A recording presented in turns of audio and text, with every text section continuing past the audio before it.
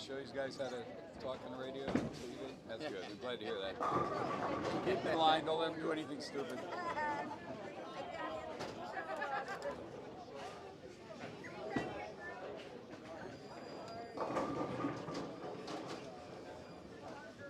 So obviously, as you experienced already, you're kind of right at the end of the range of the microphone. Just noticed that, yeah. Just have to like, turn that way just we'll lean in this way. Flares down by the control desk. So closer to that. Yeah. So you're kind of it's like right about here is. So. Well, thanks for the heads up. Appreciate it.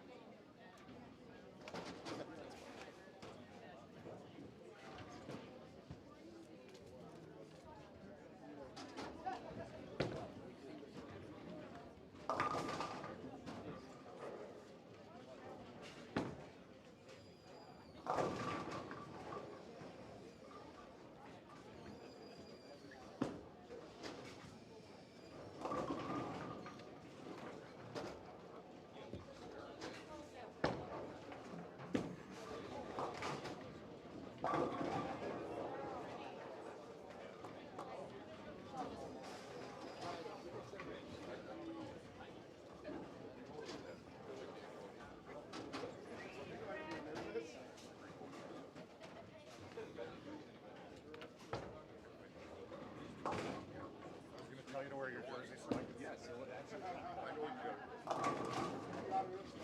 it should be, yeah, it's on mine.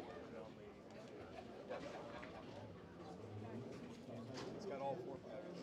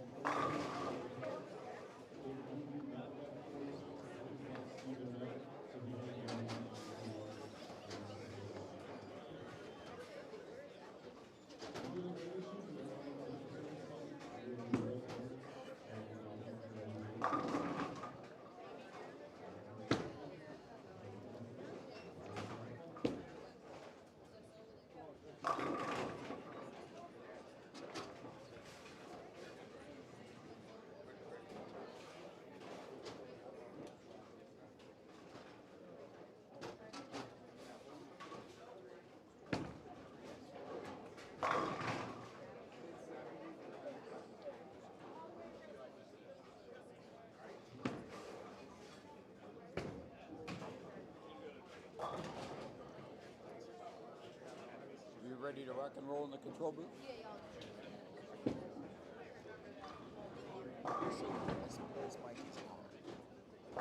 Then you better be careful. Yeah.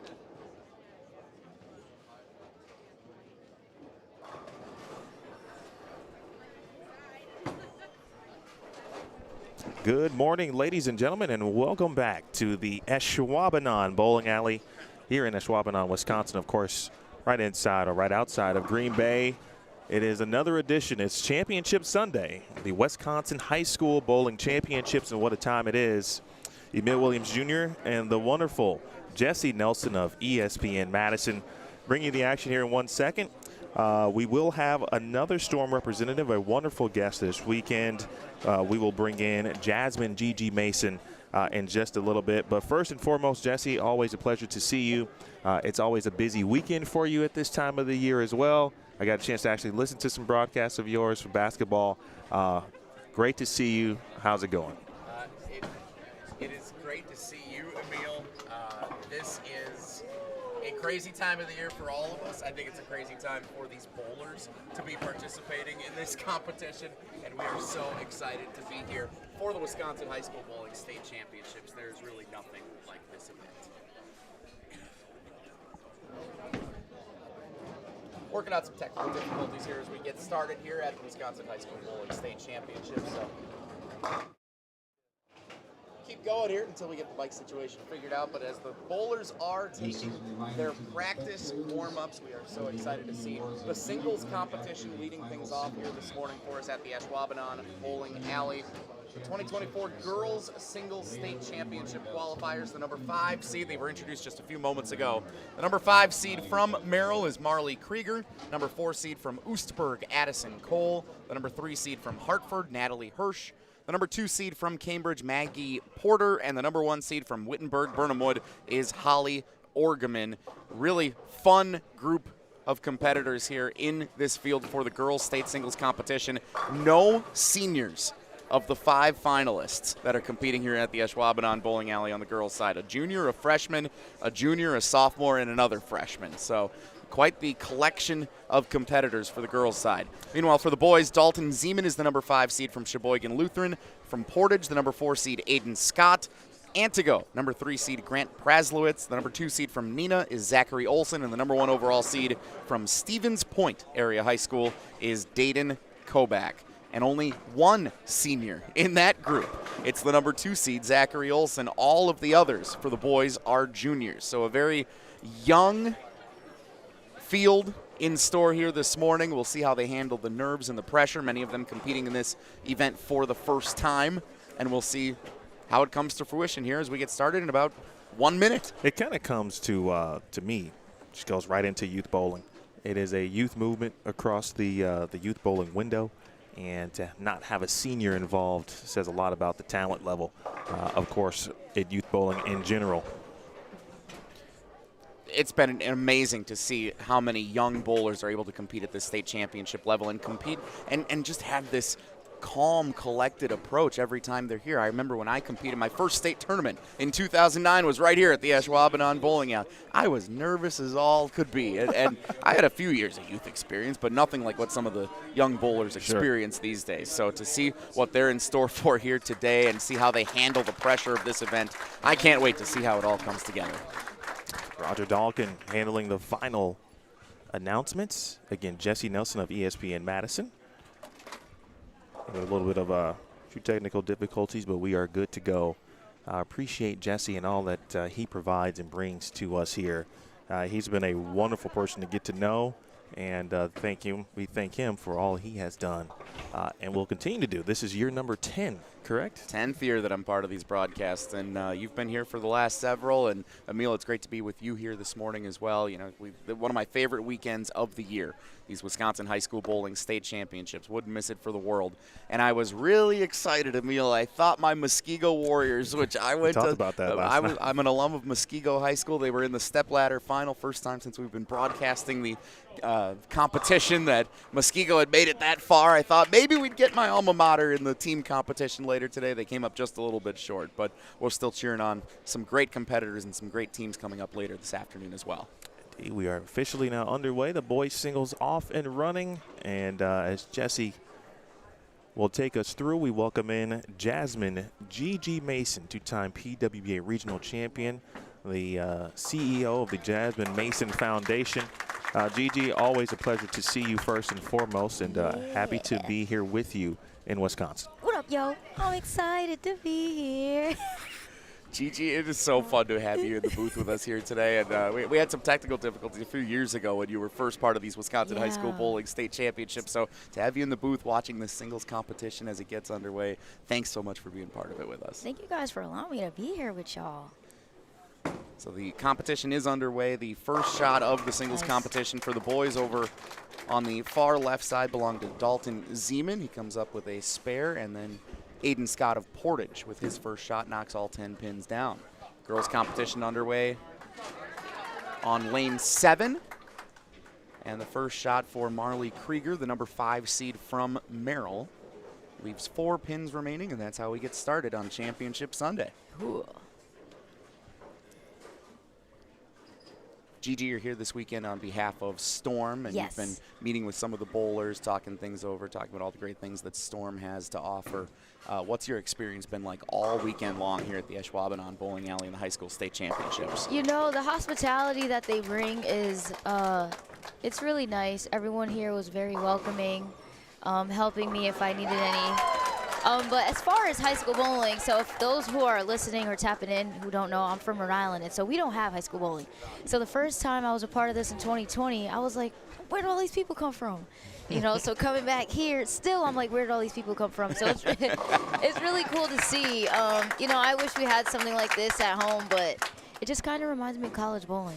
And I feel like at some tournaments, there's more people here than at college events. So we need to bring that to the college events and the tour events. That'd be nice. You're an accomplished collegiate bowler. We'll talk about that in a little bit. But first, the first shot of the match for Addison Kohl on lane 8 of Oostburg. Addison knocks all 10 pins down, and that's how she gets her morning started. Meanwhile, Aiden Scott with a pair of strikes, the number 4 seed from Portage, to start his match. So Dalton Zeman answers with a strike in the second frame. Now his third frame shot.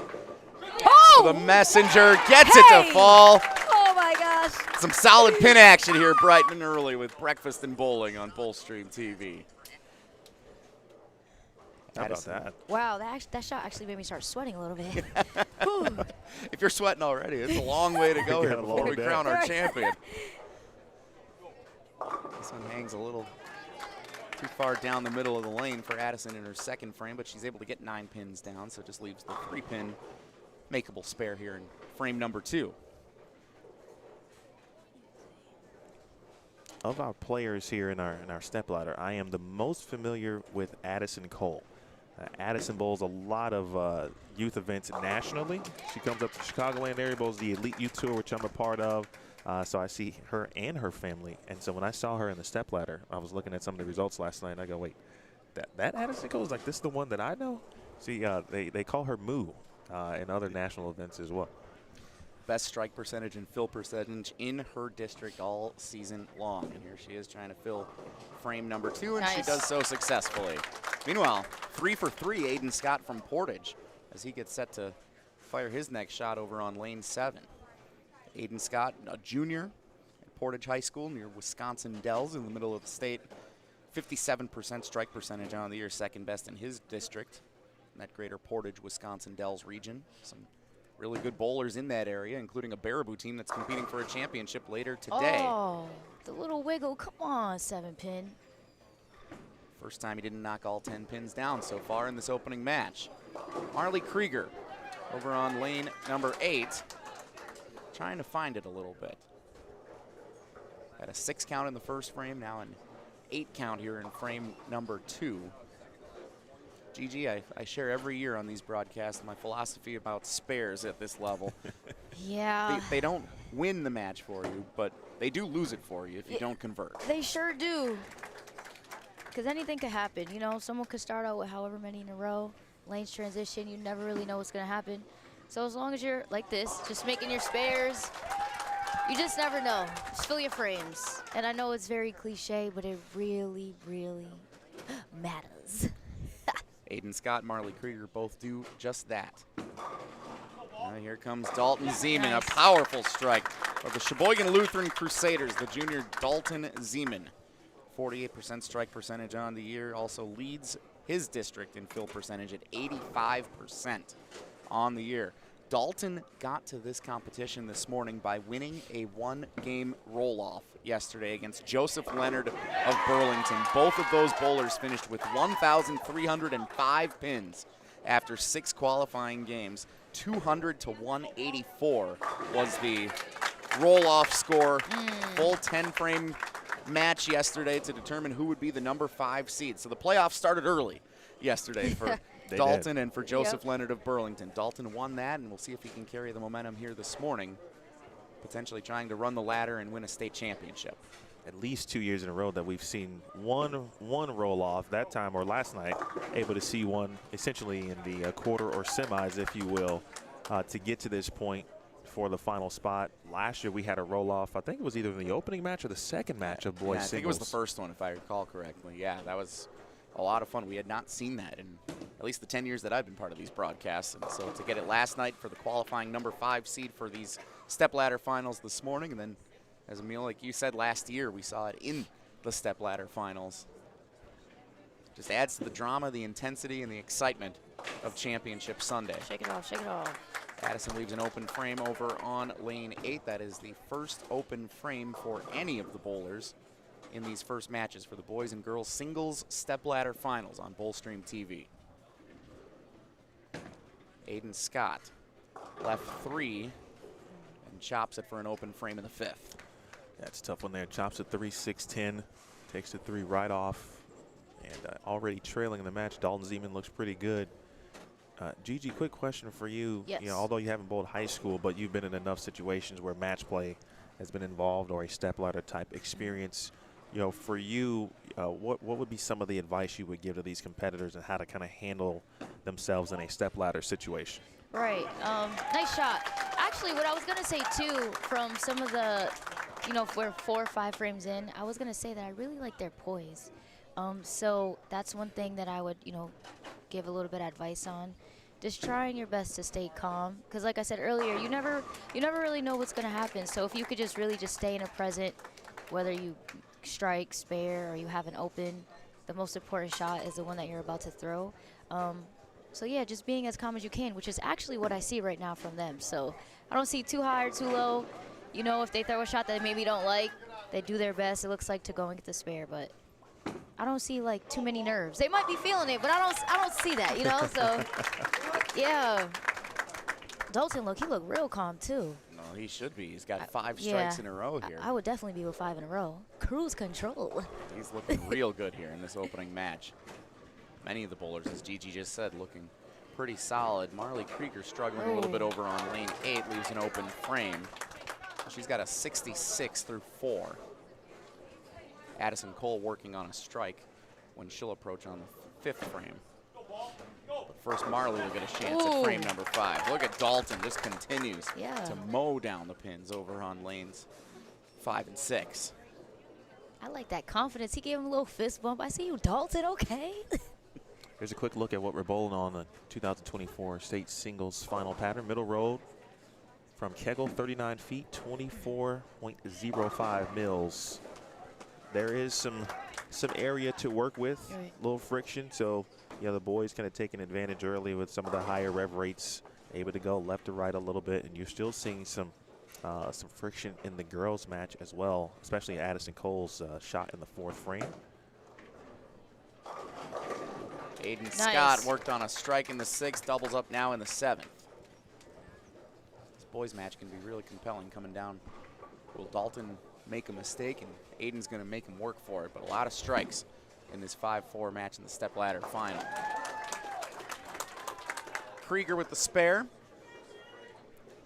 Now Addison Kohl of the Oostburg Flying Dutchman, the Sheboygan co-op program. She's a freshman member of that very successful team.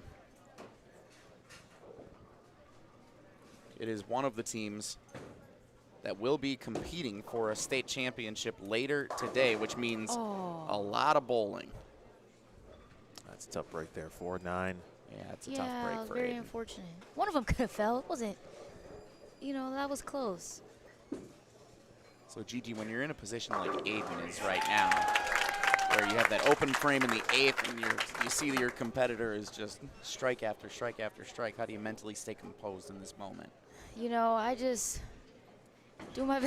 honestly do my best to try to get as much score as I can, but probably going back, so I see he finishes on that lane, I would probably just make a small move, and, you know, just see what the score is at the end. But Dalton got his foot on the gas, so I don't know. I want to remind you that the bowlers competing this morning are competing for scholarships provided by the Wisconsin State USBC Association. The Phil Laporte scholarships for the boys and girls singles finalists. The champion this morning will receive a $500 scholarship courtesy of the Wisconsin State USBC Association. Second place $400, third place $300, fourth place $200, and the 5th place finisher this morning will receive a $100 scholarship. Again, that's courtesy of Phil Laporte and the Wisconsin State USBC Association. The teams are also competing for a team scholarship to be shared later today as well. So obviously, thanks so much to Phil Laporte and the Wisconsin State USBC Association for all that they do for providing those scholarships for these athletes competing this morning. So there's an opening potentially for Aiden if Dalton makes a mistake on this single pin spare remaining in the 9th frame, but he seems to be in good shape heading into the final frames. Dalton Zeman, a junior at Sheboygan Lutheran.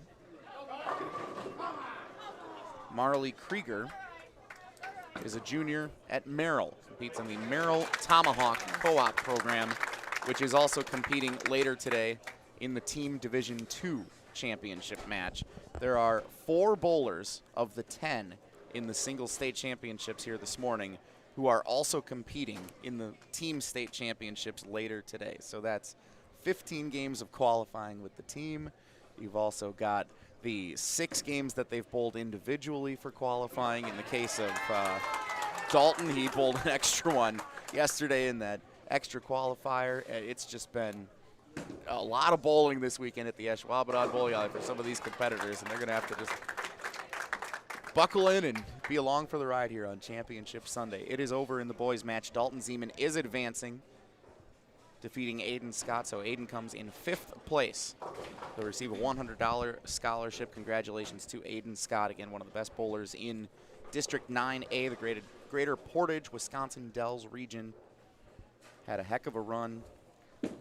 Averaged a 221 over the 6 games of qualifying between Friday and Saturday here in Ashwaubenon. I really think, you know, and I didn't get a chance to watch him throughout his entire singles play, right? But I think if you go through a roll-off and you advance, I think that brings you, get a little extra confidence coming into the next day. Right. You know, because he had to go an extra game to get here. So I think he came in with that mindset like, hey, you know, a little bit of house money, right? I tied last night. I did what I had to do, and now almost you can bowl a little bit freer, if you will. Oh, boy. It's a tough break for Marley Krueger. An open frame in the 7th, which is a total, as you can see here, of 112. Yeah. Working off the open frame as she heads into frame number 8. Now can Addison take advantage and extend the lead? Pivotal point in the girls' match. I was just going to say, from what I'm seeing, I don't know how comfortable Marley might feel, but if it were me, I would probably make a ball change. Maybe to something that's a little bit more smoother. And it looks like from what Addison is throwing, it looks like a solid from what I can see. I just feel like it's a little bit smoother, so if she misses a little right, it's a bigger ball. It might, you know, give her some room. It'll try to come up the hill. If she misses a little in, you know, it won't react too crazy, like overhook, underhook. So I would like to see maybe something a little bit smoother or dull in Marley's hand, just to, you know, see what we get. You know, for me, if I'm struggling and I feel like I don't have anything or I'm not being consistent at all, I might try to go to something that's smoother and see where I could go from there. Aiden Scott strikes out of the 9th and 10th frame for a 220, a very respectable score in this first of the Stepladder finals. Just 2 open frames in the 5th and the 8th, which will ultimately end up costing him this match. So Aiden Scott, 220. He rolls and will take 5th place in the boys singles field here this season. And bowling can be so finicky sometimes, right, where, you know, he misses the makeable. That's 3-6-10, but he throws a good shot and leaves a 4-9, right? If he carries the 4-9 there, you know, he's looking at 230 at least, and then, you know, as Dalton gets down into it, it could be a different match, just like this. What? Man, see, bowling, man. It's just what is one of those things, like, you just never know. Like, what? Gets you when you least expect it sometimes. Yeah. You feel so good throwing a shot, feels good off the release. And how? Like, great game by Dalton. 245 the total for Dalton Zeman of Sheboygan Lutheran. He advances to face Grant Praslowicz of Antigo in the 2nd match of the Stepladder final.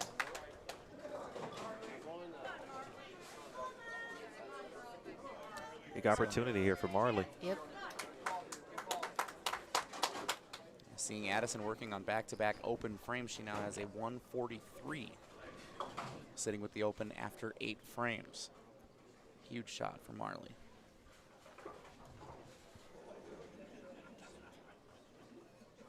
Oh, she made a ball change. She heard you. Oh, she did. Oh, okay. And I think her release was Spare a little up, too spare far up. inside. Comes across. Makeable spare. 1-3-6 remain. Coach Brad talking with Marley. Each player with their individual coach. for their team coach here in the pit area. Crazy to say, but this is not the easiest of spares. Got to put it in the pocket comfortably. Let's see if That's she's able to three. deliver it. Yeah. Sure does. As well as you can do it right Look there. at that confidence. You let him know, Marley. Great Ain't she blew a shot. kiss? Ladies and gentlemen, that is Gigi Mason, by the way. Hey. I don't think I've ever, you know, as much time as we spend together on the tour, Yeah. I don't think we've actually been on a broadcast together very often. Ever. I don't think ever. That's because Believe it or you're, not. well, you're always bowling good. Yeah. I've been We trying to have do my had best. we've had post-game interviews. Yes. Because you bowled so well. But not a chance to sit down in it. It's a different space. I like it, though. That's Let's a good go. shot. 9th frame Bring shot it. for Marley Krueger right in the That was a pocket. great shot. That was a great shot on lane 7, and she leaves the 10 pin. Anything could happen. Had she struck there, at the very least, she would have forced, you know, Addison, who still is going to have work to do, of course, in the frames 9 and 10, but a little bit more to do in that sense. Now, max score is going to be 181. Count will be important, but if Addison can remain clean in the next 2 frames. And keep in mind, she's going to Hook be a little, finishing hook a over little, hook a little. Ooh, skinny jeans. Able to keep it on the lane and knock Okay, it down. Marley. Marley Krueger converts the 10-pin spare. Keep in mind, she'll be finishing over on lane 8, where she has struggled finding the right line to close things out. So now, Addison Kohl steps up on lane 8. I'm not gonna lie, that one made me sweat a little bit too. Yeah.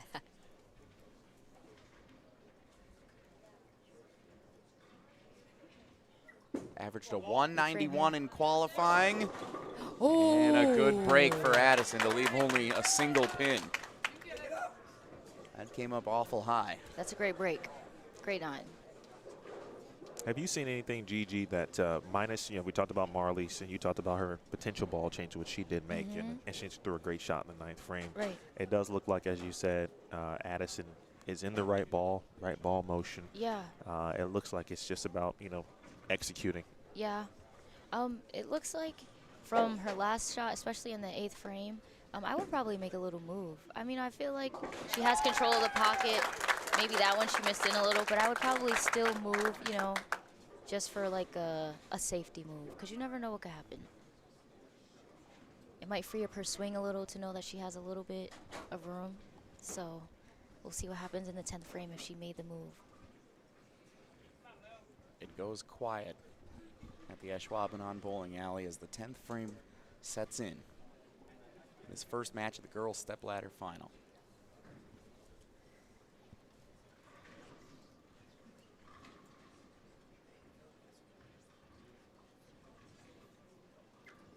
Addison Kohl looking for a strike. Trying to guide it in. Gets 9. All right, it's a good 9.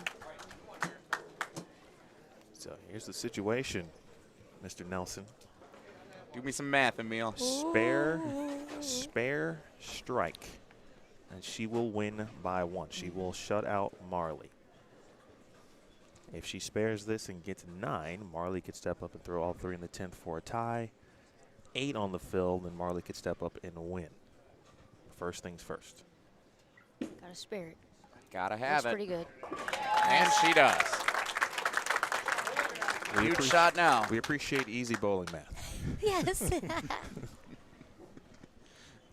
None more so than me on the panel, I think, of the 3 of us, no doubt. Well, as I always tell you, since we've been working together, it's like the first time where I can just kind of slide over into the other chair for a little bit. I always forget to bring my calculator to these things. Strike to advance. Big shot right here.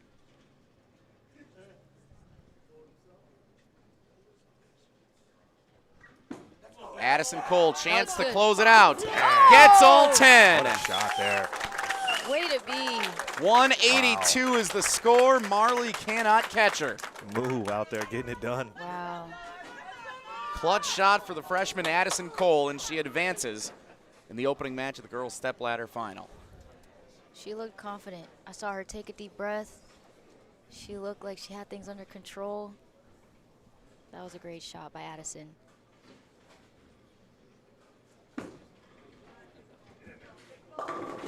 Nice, nice. And how about the adjustment for Marley Exactly. over on this lane? This is something she can go out proud, saying, you know what, I was able to figure this thing out in the end. So For sure. Even for me, if someone doesn't necessarily win, I think as an opponent or competitor, it's still cool to see them be able to figure it out. Like, they may have figured it out later in the game, and it might have been too late. But to be like, oh, okay, they figured it out, for me, that's like great sportsmanship. So it's really cool to see Marley be able to figure it out. another good shot from Marley with a wiggle on the 10-pin, leaves standing. So I think the rest of the fans who may have thought there still may have been a chance if they hadn't followed along the map with us, realizing now that it's over. So Addison Kohl advancing. Good showing for Marley Krueger, a $100 scholarship coming her way for finishing 5th place here in the state championships. And one of the great things about all but one competitor being underclassmen in this field this year is everyone gets to say, this doesn't have to be the end of your career at this level. You could probably get back to this next year. Exactly. There's no guarantee. It's very difficult to get to this point. As we see Madison Benny last year, the only non-senior in last year's field, took 13th from Racine this year. So Madison Benny, she could speak to it, that there's no guarantee that you're going to get back to this point, but all of these competitors that don't win the championship this morning, save for senior Zachary Olson of Neenah, everybody else can say, I could still do that again next year. For sure. Real quick, as we begin our transition to match 2, Gigi, you're talking about essentially that opportunity to still gain knowledge. Yes. In Marley's case, right, she made the ball change, threw some good shots, comes up short. But in your instance, as a professional, how important is that what looks to be a small amount of knowledge that you could take forward that could become major in a different situation? Yeah, it's definitely important. And for me, that's something that sometimes I have in my notebook. I would write that down. It's very important because she might be in a situation where it's similar to this, or she sees it again, and she could be like, okay, well, I remember when I was throwing I don't know what ball she was throwing before the IQ Ruby, but I remember this instance. Okay, maybe let me try to go to my IQ Ruby a little sooner, or maybe let me go to a ball that shapes the way the IQ Ruby does. So although, she came a little bit short, I think this was very important. Hopefully she could carry this forward. And for me too, there have been instances where situations have been similar, and I'm like, oh, I remember I was throwing this ball, it wasn't working, and I went to this, so I would make that move, and I would get myself out of trouble. So it's very important to be able to remember those instances, or at least write them down. I see the warm-ups taking place here on Bullstream TV. So the competitors who are coming in for the next round of the Stepladder final. We get an instant replay here. Holy cow, Emil. What kind of budget upgrade you go through this year? Instant replay. There it is. That. Bang. 8-pin fell late. That was beautiful. Chance to advance right there for Addison Kohl. So the competitors who are now stepping up to the lane for their practice warm-ups get 4 balls on each lane as they come out. So the bowlers who just wrapped up their match do not get anything because they just bowled 10 frames. So the newcomers get 4 balls on each lane to try and find that line and get situated as they come in for the Stepladder final. So the next competitors, again advancing, both the number 4 seed for the girls, Addison Kohl. She'll face number 3 seed Natalie Hirsch of Hartford, the Orioles in the orange and black, as you see her warming up over on the right side, lanes 7 and 8. And then over on the left, Grant Praslowicz is the number 3 seed from the Antigo Red Robins. A junior, Grant will face the number 5 seed Dalton Zeman of Sheboygan Lutheran. I'm really looking forward to seeing what Dalton is going to do, as well as Addison. They already have a game under their belt on this pair. So I'm very looking forward to seeing how they're going to manage the transition, that's soon to come, or maybe already has come. Yeah, we'll see how they handle those things coming up here. Jesse Nelson, Gigi Mason, Emil Williams Jr., Bullstream TV. Gigi, I want to make sure we provide ample time for you to talk about the Jasmine Mason Foundation. Yeah. Oh, wait, talk about it now? Tell us about it. Yeah, it's I'm amazing. Everybody who's listening, I'm going to tell y'all right now. Okay, so I started. Hey, am I on the TV? Not yet, but you will be. Okay. I started, the Jasmine Mason Foundation, and our mission is to foster education, health, and nutrition to under-resourced kids and individuals through the sport of bowling. Excuse me. And we've had some programs in the past years. We partnered with Wichita State University, and we were able to send some kids to the camp that they have every year. So that was super cool. We also had program. We partnered with Storm. We had Storm Nation Career Day where we went to the Storm plant. You know, some kids may have never experienced that before, so the 2 we picked. Oh, look at me. Hey, Hey, everybody. Hey, y'all. I believe this is our first on-camera appearance on Bull Stream TV, so very exciting. So they were able to go there, you know, because I know not everyone who participates in the sport, the athletes, they might not want to be professional bowlers, but they may want to still work within the sport. So we had a career day where they got to go there and, you know, learn about the different careers that kind of make up the bowling industry. And we also have a lot of different programs, a PAL program. There's a little bit of everything that we're doing. So we also had a BGCB2, Black Girls Can Bowl 2 exclusive experience, where we hand-selected 5 or 6 women of color to go and train with Coach Kim Terrell-Kearney.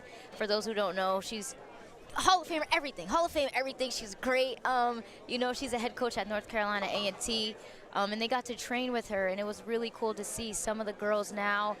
For example, Naja Owens, she went through that program, and she won her first regional, I believe, last year. She did. PWBA regional. It's just really cool to see, you know, that we're making a difference. So if anyone wants to learn more about it, they could go to JazMasonFoundation.org.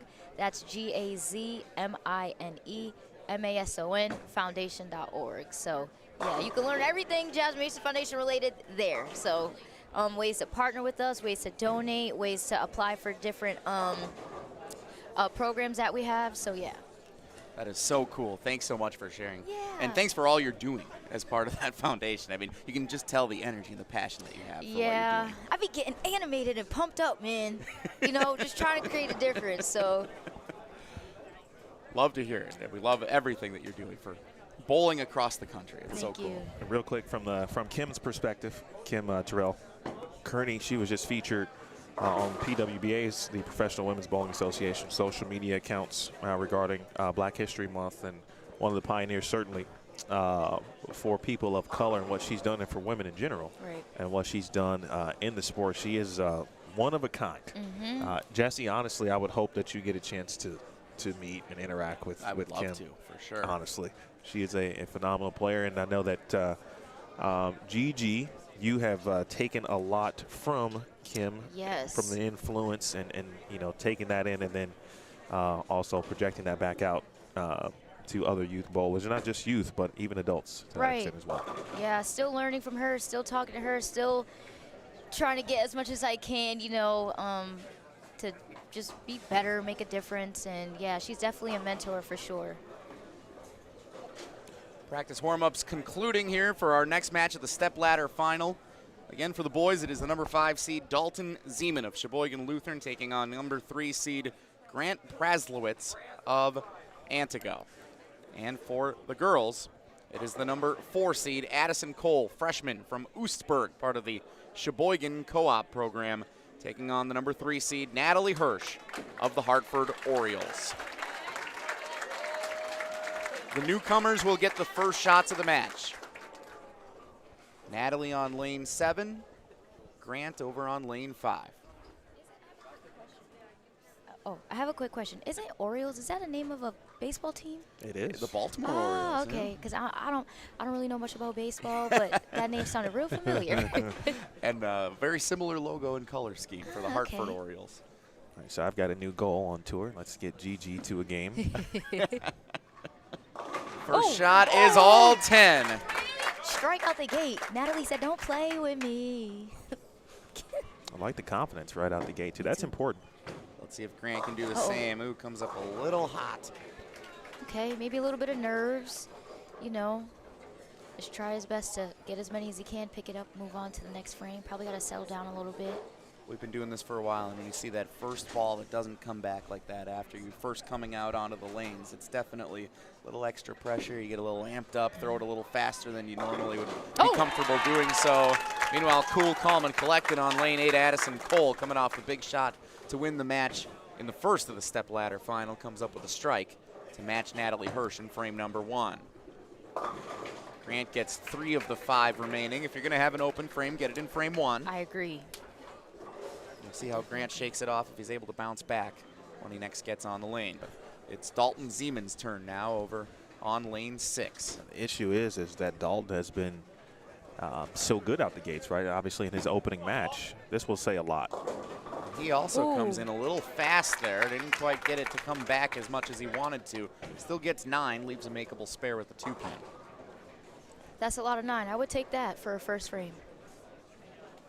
Dalton again, not only winning the first match of the stepladder final this morning, but won a roll-off last night with Joseph Leonard of Burlington. They both finished with the exact same pin count of 1,305 after 6 games of qualifying. So they bowled 1 extra game. Dalton won it 200 to 184, and he gets a spare to start stepladder match number 2.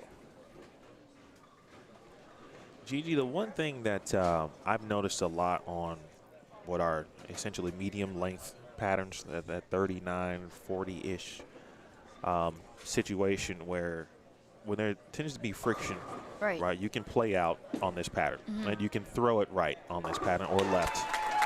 But as the transition begins to happen and some carry down, I do think there's that chance to go 2-pin, 248. Yes. Those 210 opportunities do exist, and right out the gate we see it in our boys match in frame 1.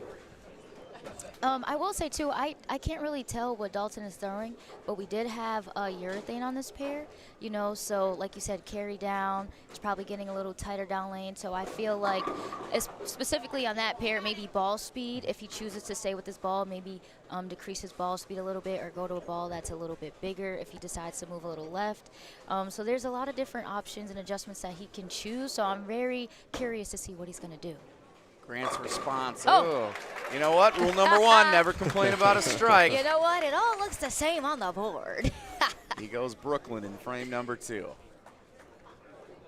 Meanwhile, over on lane number 8, we had a great shot from Natalie Hirsch right in the pocket, just left that 10-pin, so we'll see how she does facing the single-pin spare here in the second frame of the girls' second stepladder final match. Trying to match Addison Kohl, who spared in her second frame. Nice. And I tell you what, Natalie Hirsch looks as poised as anyone so far. Yes.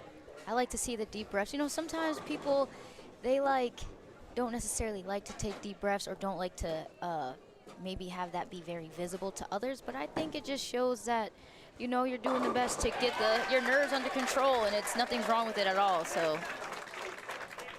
And how do you handle things like that for those unfamiliar? You know, you're quite an extrovert, I think is maybe an understatement, but how do you handle that when you're out on the lanes in a match like this? I definitely do take deep breaths. I take my time, and I think, too, just people watching, nice shot. People watching, the fans, they can just see whether I'm doing well, whether I'm not, because I wear my emotions on my sleeve. So you can just tell by watching me if you haven't looked at the score yet. So I can't vouch for that. No doubt. I'm either hitting Kobe jump shots or I'm just fried and I'm just trying to figure it out. One of the two. It's my kind of bowler, I gotta admit. Addison Kohl looking to match the strike for Natalie Hirsch in frame number 3. Ooh, it hung a little bit too far outside. Dalton goes Brooklyn and gets a 9 count, but he seems to be facing some of his first adversity so far this morning. It's a good 6-pin for Dalton. That could have been a lot worse. Same thing for Addison. You hear the term somewhat off in the distance. It might have been coach yelling, go, go, go, meaning he wants that ball to hook. It's got to go immediately. He saw the trajectory of that, and as she missed the head pin right. That's the second time she's missed a head pin right. Dalton picks up his spare.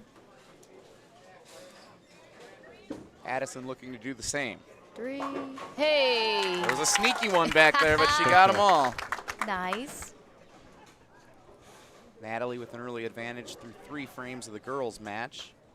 And Grant, after that open frame in the first, has struck in the second and third. He has a chance to get into the driver's seat comfortably if he can strike here in the fourth. Made the adjustment after that first frame nerves. Oh. A tough break. See, and from my perspective, it didn't look too bad. Sometimes I get frustrated because I'm like, the shot wasn't that bad to do that. Bowling gods, make the 10-pin fall something, you know? Right.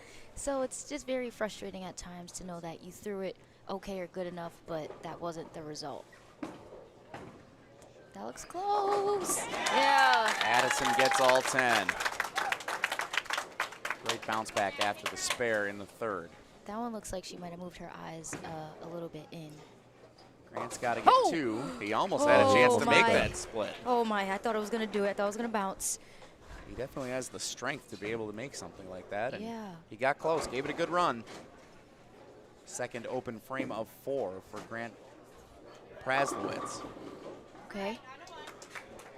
And then again, Natalie Hirsch of Hartford. Second best strike percentage in the district. Nice. Behind sophomore Aubrey Jasak of West Bend West. 32% on the year, 71%. Phil, second best in the district behind Olivia Bagel of Campbellsport. That Campbellsport squad, always good. They will not be competing in the state championship match later today, though, after we've seen them a few times in the last several years, including last year. Campbellsport came up just short in the Stepladder final last night. Natalie knocks it home on the spare. Good spare, clean for 4. That's what we like to see. And all 4 of her shots have been good, even though she's left the single pin spares in the second and fourth frame. Right.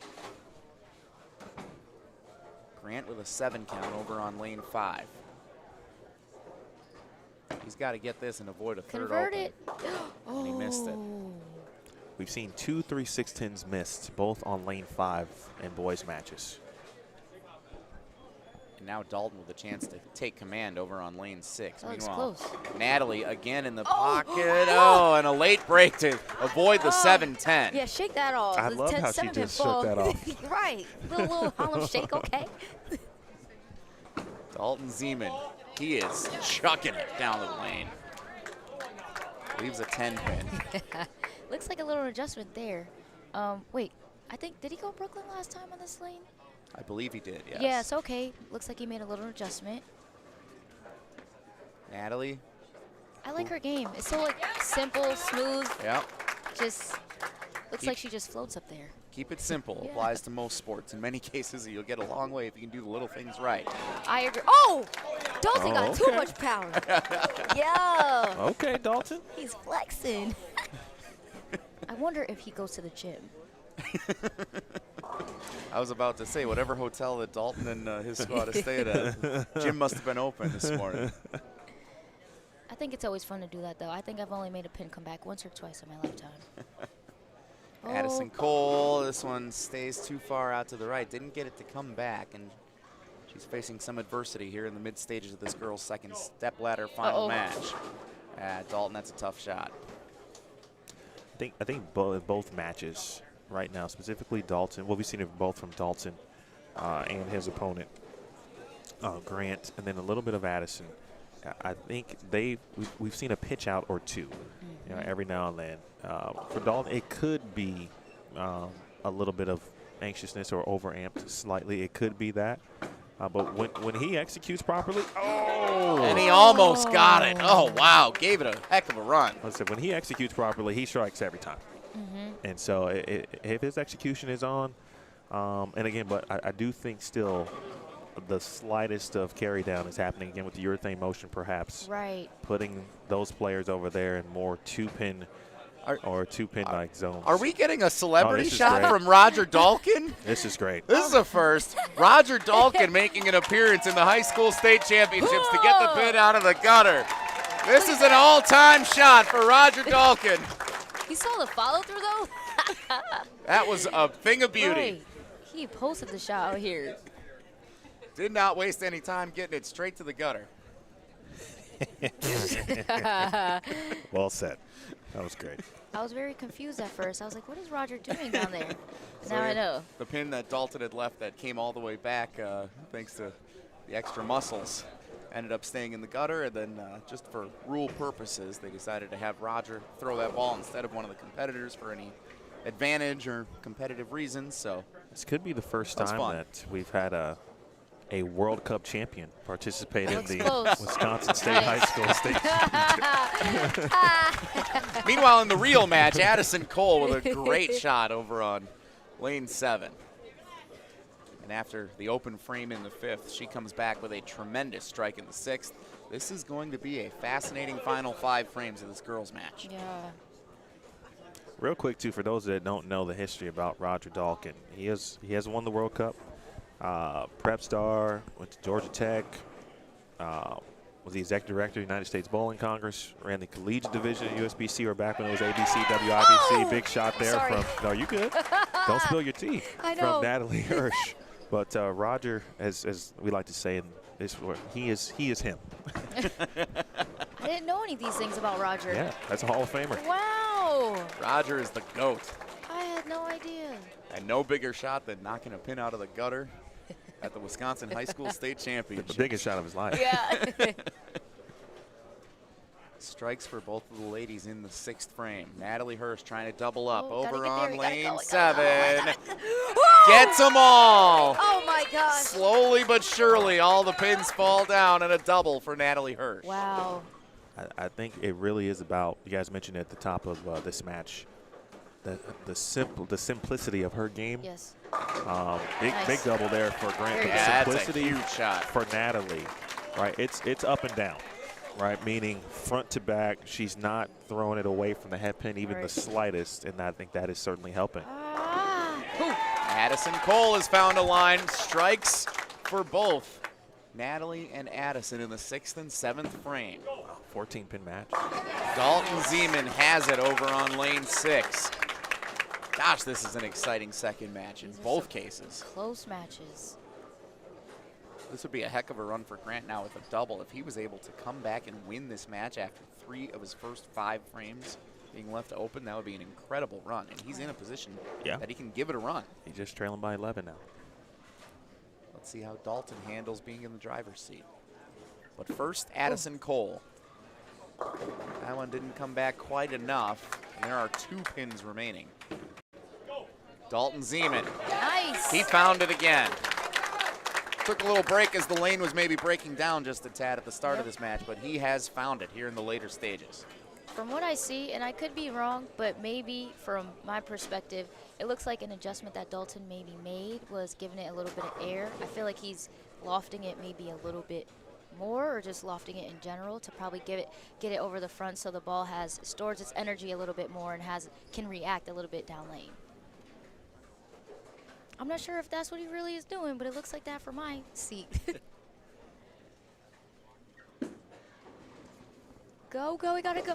An open frame for Addison. That sneaky pin that was behind it remains. Tough spare there now.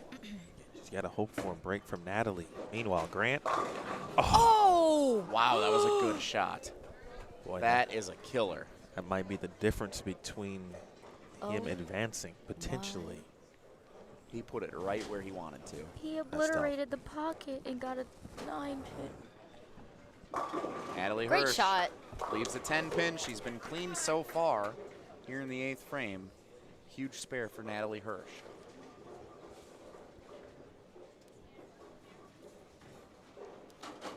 Grant Praslowicz Pick it up. Nice. gets the spare. 55% strike percentage for Grant on the season. Fill percentage 83.5%. That is the 8th best in District 9, which is that greater Wausau area, which has so many competitors and so many teams competing in the championships this year and every year.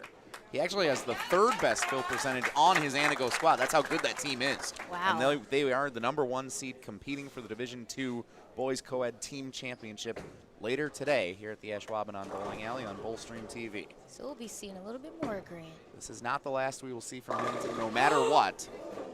Messenger takes out 1 pin to avoid the split, Wow. which is very important given where this match stands right now. Grant needs to stay clean and hope for a break from Dalton. His best now is 190. Speaking of Grant. Natalie Hirsch. That looks close. A little high. It could have fell. We're going to have to talk to Matt Orvis about these 9 pins here at the Ashwaubenon Bowling Alley. Something a little extra sticky underneath those. Is that what you're saying, Emil? GG, you know, we bowl the queens here. Yes. So you might want to talk to Matt. Right, Matt. Grant gets the spare in the 9th frame. So Emil, like you said, that's a max 190 for Grant. So now Dalton's 9th frame foundation frame here for Dalton Zeman of Sheboygan Lutheran. As Nice. Natalie Hirsch converts the spare. Here comes Dalton right away. Quick, fires, and gets 10.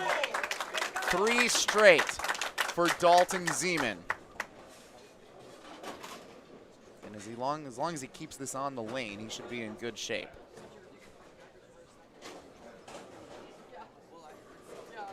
Yeah, he just needs good count. Yep. Meanwhile, Addison needs this to hook. Yeah, she just hasn't been able to get that ball to come back into the pocket the way she had in the first match. Yeah. Leaves 4. Oh. Dalton Oh. got a really important break getting that 10-pin out of there. It's still a difficult spare to make. You do not want to open the 10th frame.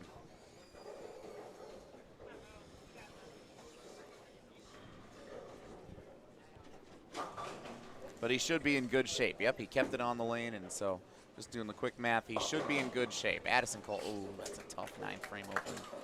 So she's facing a 150, max 180 if she can get it in the 10. Nice. Dalton converts the spare, and he will advance.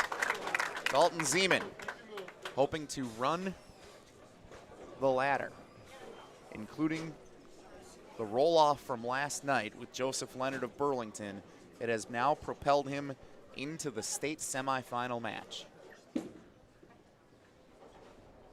Addison down the middle.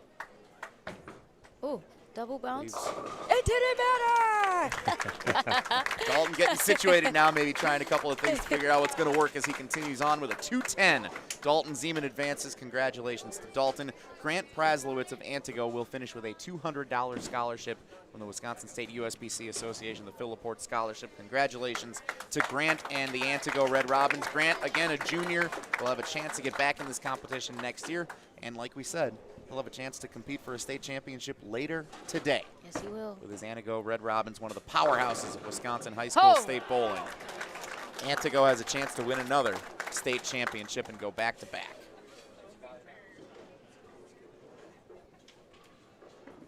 I believe his teammate, Jack Steger, was in this position last year He in was. the finals. That's correct. Or in the singles portion, I should say. And they finished second as a team in boys Division II to Marinette.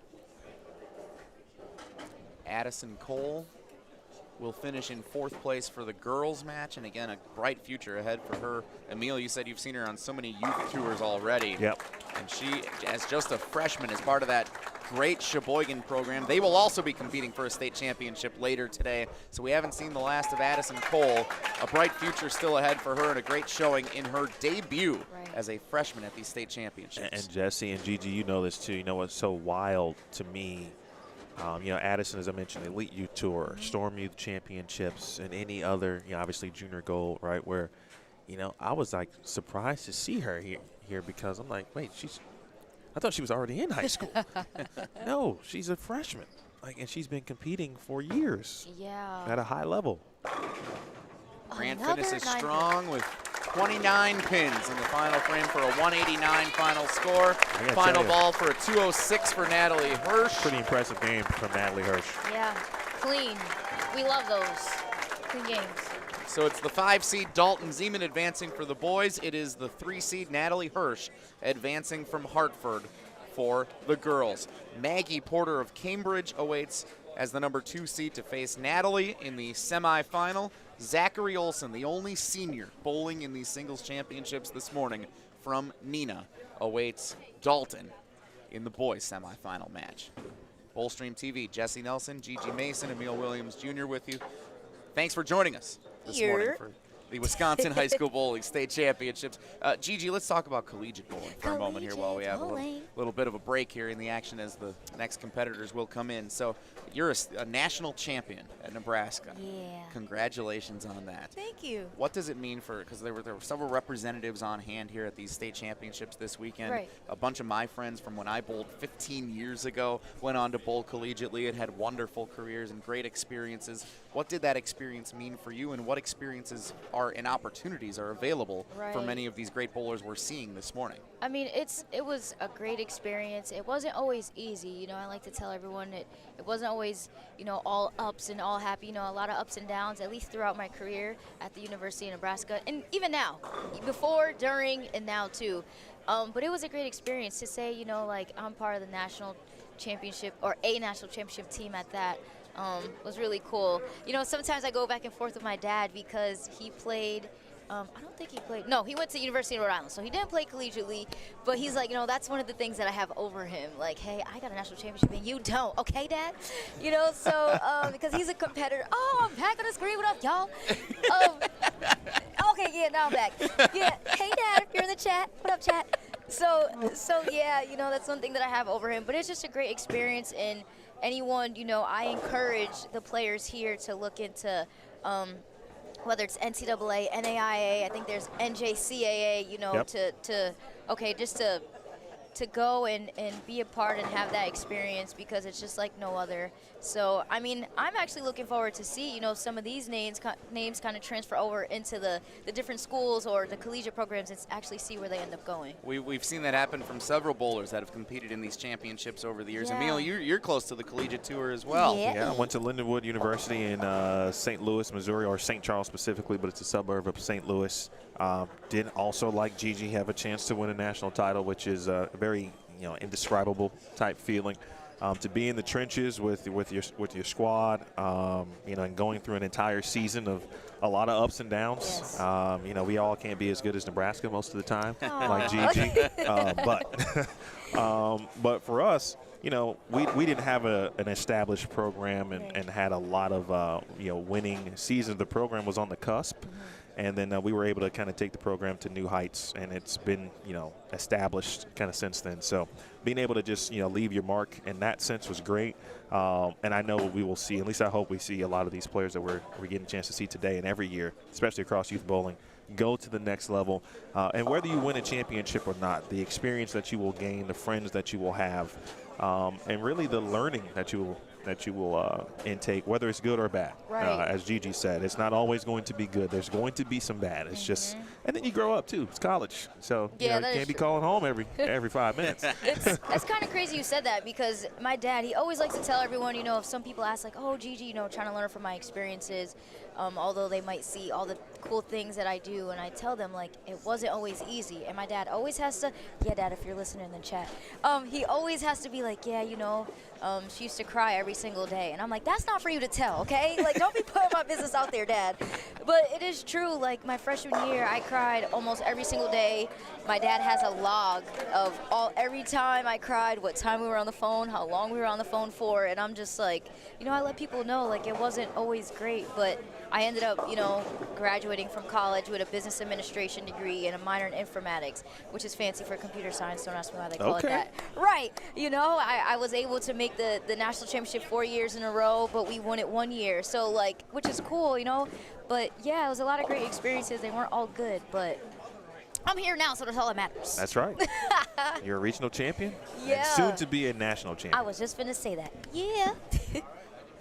Wisconsin High School Bowling State Championships. Jesse Nelson, Emil Williams Jr., and our special guest, Gigi Mason. Here on behalf of Storm. You've been here all weekend long, Gigi, with Storm, meeting and greeting all the different bowlers here, competing, and it's been an awesome experience, I'm sure, for them to get to know you and for you to get to know them. Yes. What are some of the stories from some of your interactions this weekend that have stood out most to you? So I haven't really interacted too much, at least with the players, but I was walking around, I was vlogging a little bit, trying to, and when I talked about earlier how packed this bowling center is, I had to stand on a chair. I saw some kids, they were on the vending machines.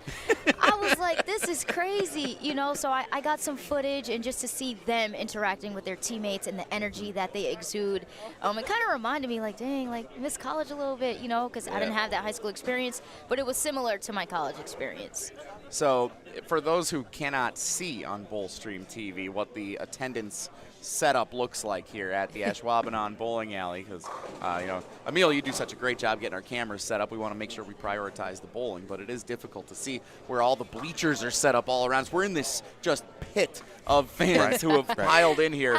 So we're on the left end of the bowling alley, as you can see, with lanes 5 through 8 being featured for these championships. But we've really got up until, what is this, lane 12 or 13 is where the bleachers extend out onto the approach. They do the same things over on lanes 1 and 2 with the bleachers angled and extending all the way out that way. So it's really created kind of this surrounded atmosphere, this half semicircle of bleachers, people standing behind the bleachers next to us in our broadcast setup here, directly behind the lanes, and they're packed in. And it'll continue to be packed in as we get into the team championships later today. In the morning, the first couple of matches out of the gates, it's always a little bit, everybody's had a big day. Friday, Saturday, you're a little slow getting over to the lanes, especially if you're not competing until a little bit later. But by the time we get to it right about now is when everyone starts to roll in and get a little more amped up as we get near the championship matches here. Yeah, if you've been to or seen a TV show, a live TV show, bowling show, it is basically a similar setup minus the additional lighting and rigs that you might often see. But you nailed the description regarding the bleacher setup. It is very compact, which is that's the way it should be. Yep. Right? We should kind of have all of the fans feeling like they're on top of us. Yeah. And they're just to our right, they're just to our left, they're behind us, they're diagonal on the either side. Perfect atmosphere for a high school state championship tournament. Dalton Zeman with the first shot of the semifinal match. And Zeman knocks down all 10 to get started. Dalton's hot, man. He got the hot hand. So this is interesting that he gets the first shot for the boys match, but it is Maggie Porter who takes the first shot of the girls match. Maggie Porter of Cambridge, a sophomore, part of the great Sun Prairie program, which is competing for a Division I championship later today. 57% strike percentage on the year. Fill percentage of 88%, the best in the District 4, which is the greater Madison area. And Maggie Porter, as the number 2 seed, took the first shot of the match. Meanwhile, Dalton Zeman got the first shot of the match in the boys. So Zachary Olson, the senior, steps up, gets a 9 count to begin. Now a chance for a spare over on lane 6. Knocks it down. The only senior of the 10 singles qualifiers for these stepladder finals this morning. The one thing that I quickly noticed off the bat from Zach was he's like 2 zones right of where Dalton is. We'll see if he'll repeat that on lane 5, and then Gigi, I'll ask you kind of your thoughts on that. But as we watch Natalie here, I'm actually curious to see how this match is gonna, or the lane is actually gonna develop on the right lane, because we see this is our first time seeing a lefty on the women's match. So, hold on. Okay. Yeah, it's a good break for Zach Olson. So Maggie, she's kind of by herself. So I'm curious to see, how she's going to do during this match. And Natalie, she might face a little bit transition. So I think this is going to be a good match.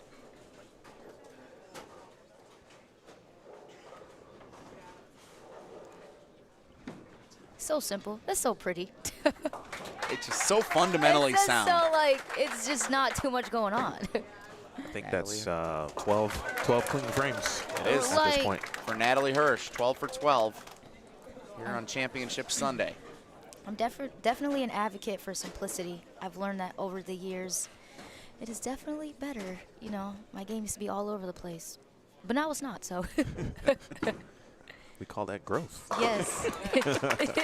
Or in my case, when you've gotten worse over the years, it's the opposite of that. Dalton Zeman is 2 for 2 strikes. Meanwhile, Maggie Porter knocks home a strike. She's 2 for 2 to begin her match. Photo time.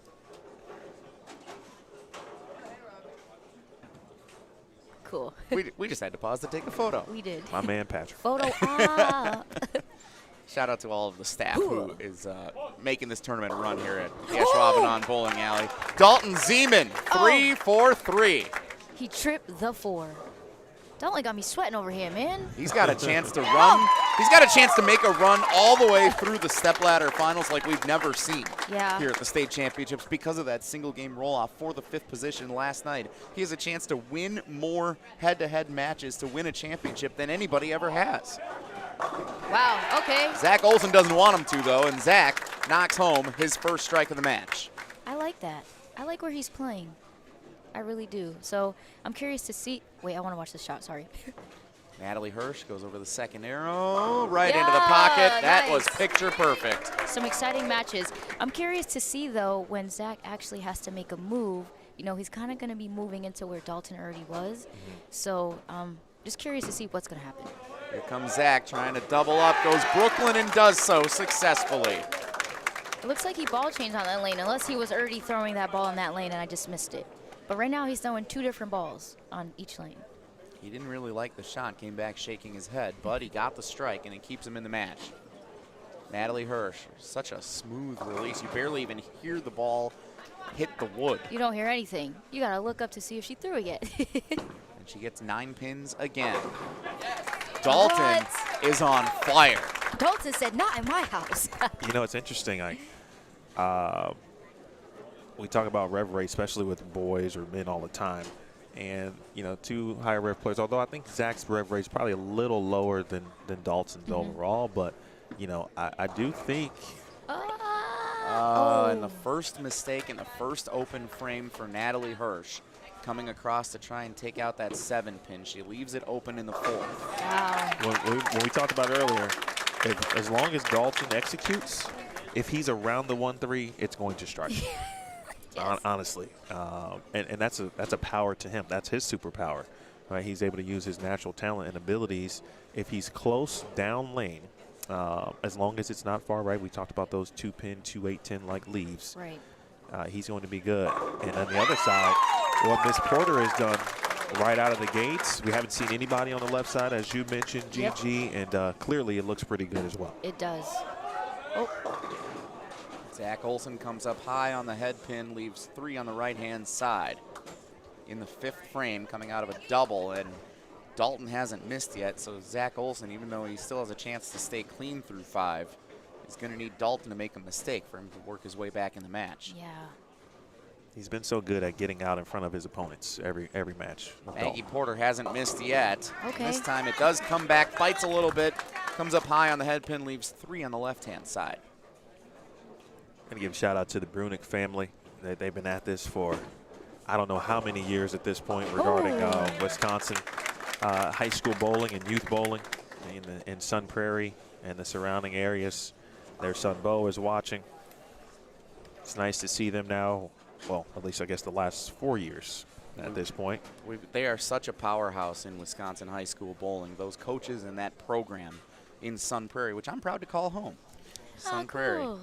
Another team competing for a state championship later today, that co-op program. Sun Prairie East, Sun Prairie West, Marshall, Cambridge. The community has boomed so much, even since I started living there a few years ago. They built a second high school. They had to split it up into Sun Prairie East and West. Oh, wow. That's how much that place is growing, and the co-op program continues to be so great. They will now have finished in the top 3 as a team each of the last 5 years, going back to when we last saw you, Gigi, in 2020. It's crazy. You know what's crazy? I think here in Wisconsin, probably in every state, one of you guys' cities is bigger than my whole state. So, like, I'm not surprised that they had to add an additional high school. Here comes Zach Olson. Oh, he's 2 for 2. Yeah, he converts that spare. On the 3-6-10. Those were the first 3-6-10 spares that we actually seen during the matches on the men's pair. Yep. So he stays clean through 6, and again, that keeps him in the match. But Dalton Zeman has 5 strikes to start. Meanwhile, the split for Natalie Hirsch, she gets 1. Back-to-back opens. Dalton almost faced a lot of adversity there. If that 10-pin would have stayed out, it does go down. So a makeable 2-pin spare remaining on the left-hand side of the lane in the 6th. First time he'll attempt a spare here in this semifinal match. I find it very interesting that Natalie, I believe it was the 8-10 that she went for the 10-pin and not the 8-pin. Normally you see many bowlers go for the 8-pin, but, you know, at this point, you just get one, you know, for sure. So whatever one she felt most comfortable maybe getting, I'm glad that she definitely got one.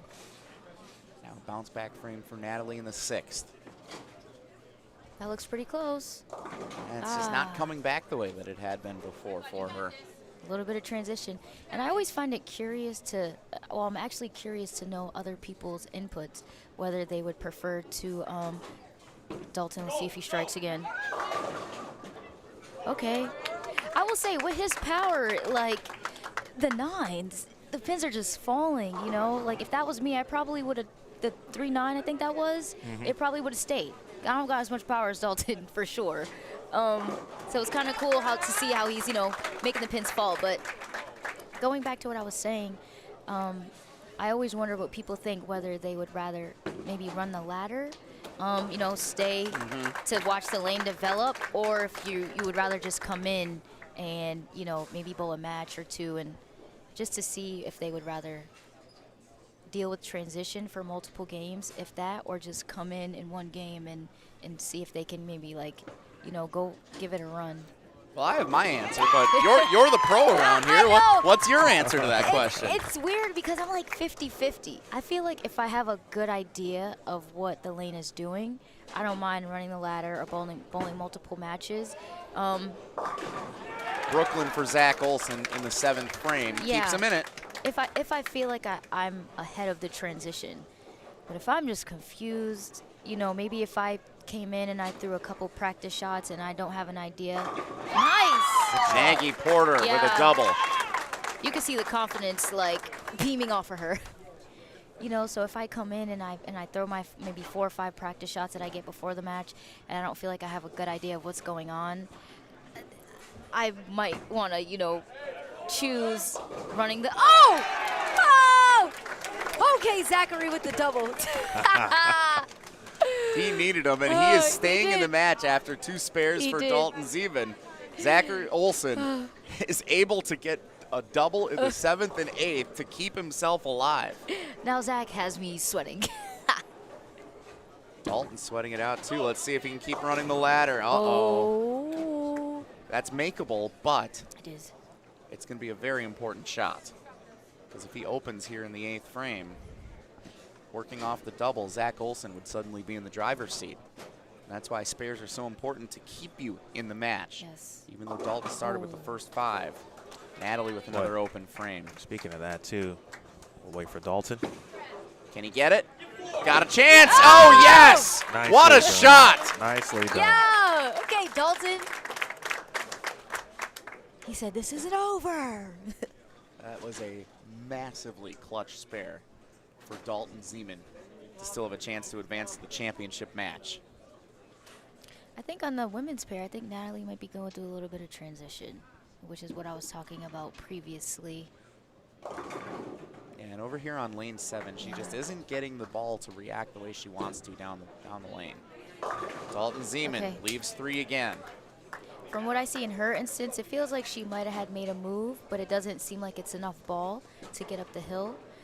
So, you know, I would probably maybe make a ball change just to see. And I feel like sometimes some people are hesitant to make a ball change, but it's going back to what you were saying, what we were all talking about. Like, you can't be scared, and you can also learn in that moment, you know? Oh.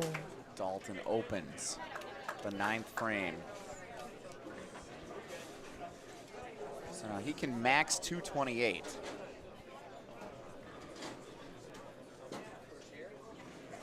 I see someone in the comments saying running the step ladder seems to be the better option, but it's a coin flip. See, that's how I feel. It's like 50-50.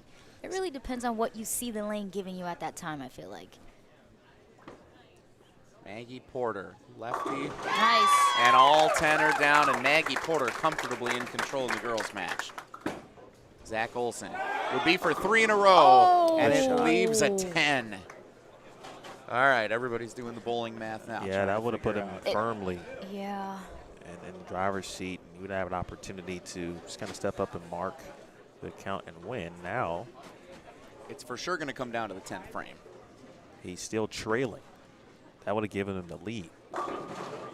Nice shot. But he does have a chance to be in a good position if he can convert this spare.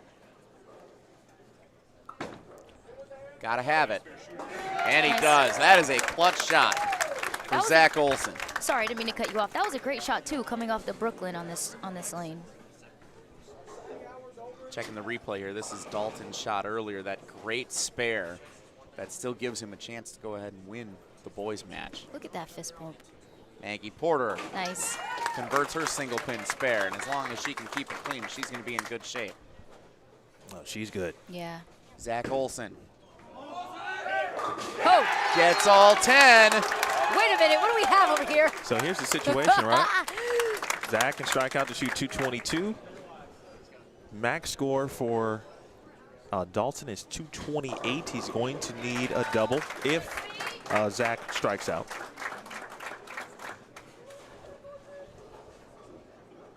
It would be a double and 5 specifically. So huge shot here for Zach Olson. Uh-oh, let's see. Push, push. Oh! Ah! Oh my gosh! I'm moving in my chair. That looked a little high from this angle, but it didn't matter because it fell. I think it was left. It was? Okay. Of his initial target Okay. of where he's been throughout. That's what I thought I saw, but hey, if you have hook to the right, you have hold, right part of the lane, right ball. That's what we like to see as bowlers, so I'm not mad at it at all. Can he do it one more time? The only senior in the singles field this morning gets 7 on the final ball for a score of 219 for Zach Olson. That's important because it still forces the double from Dalton.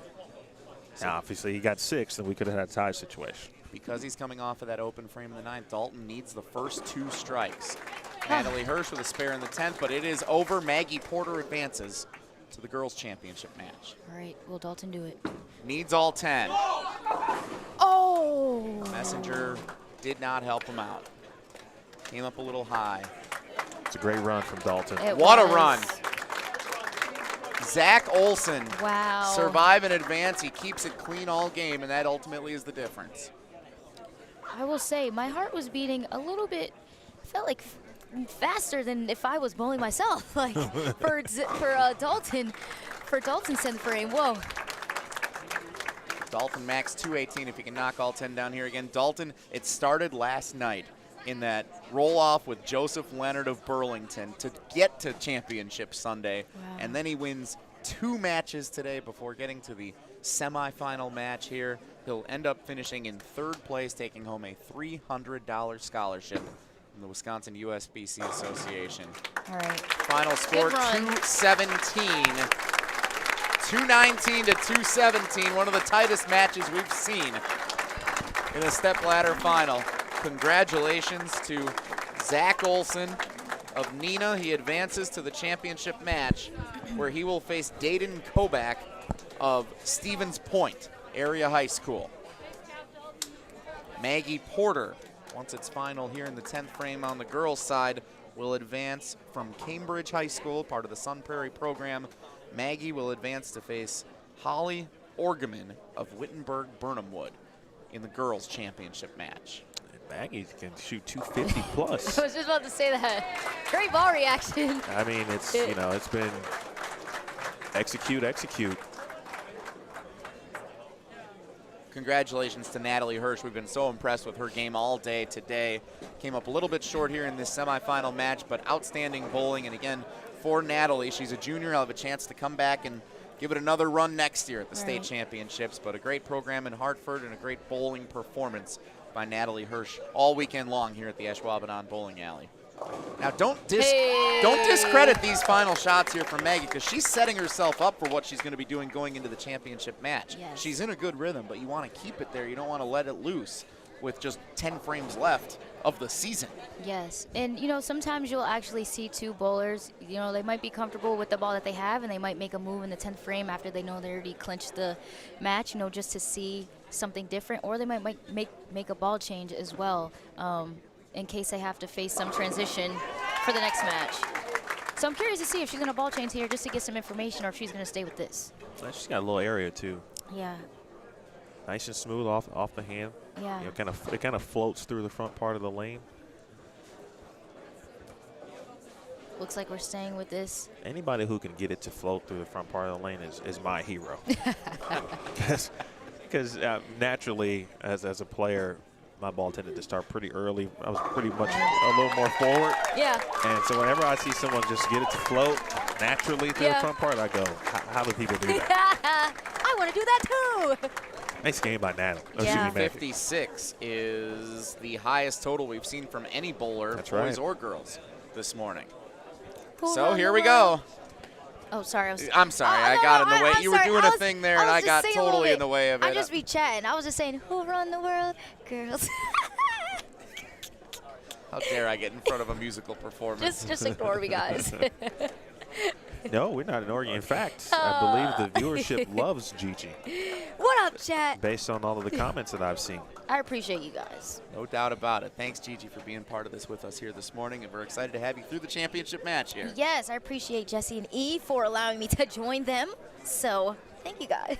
Jesse, real quick, can you give us the rundown, if you will, on our championship competitors. Yeah, so the girls' competition taking place over on lanes 7 and 8 on the right-hand side of the screen as you see it here on Bullstream TV. We are seeing number 1 and number 2 going at it in the qualifiers. The number 2 seed is Maggie Porter, a sophomore from Cambridge, part of the Sun Prairie Co-op program featuring Sun Prairie East, West, Marshall, and Cambridge. Maggie Porter, 57% strike percentage, best in the Greater Madison Area District 4 this year. Fill percentage, also the best in the district, 88% on the year. She averaged a 194 in qualifying, coming off the big 256 performance here in the semifinal match.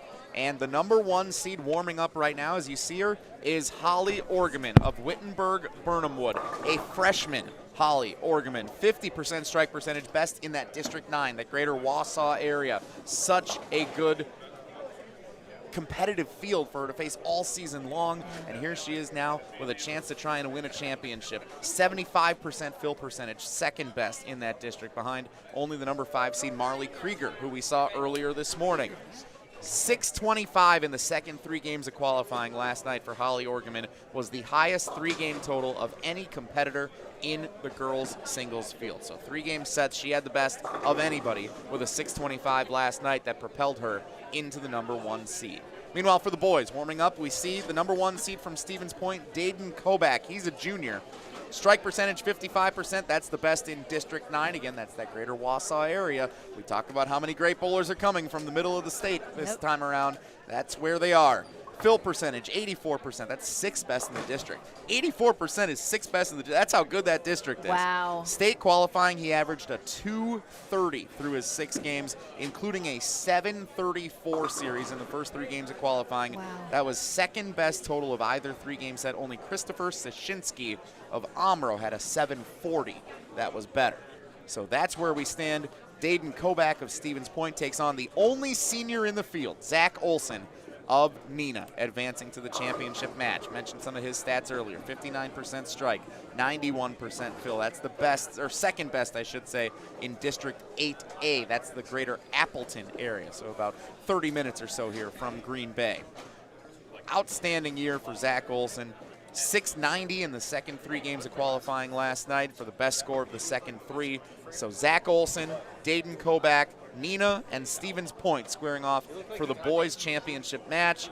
Maggie Porter of Sun Prairie Co-op and Holly Orgeman of Wittenberg-Birnamwood doing battle in the girls' match. Hey, and I see we have a two-hander, a woman two-hander, first two-hander we've seen, you know, during the matches. So I've been excited for every match, but, you know, to see a woman two-hander, I'm looking forward to how the lane is actually going to develop or where she's going to play at that. And take your pick of which year of school was your favorite. We have a sophomore and a freshman in the girls' match. We have a junior and a senior in the boys' match. Hey.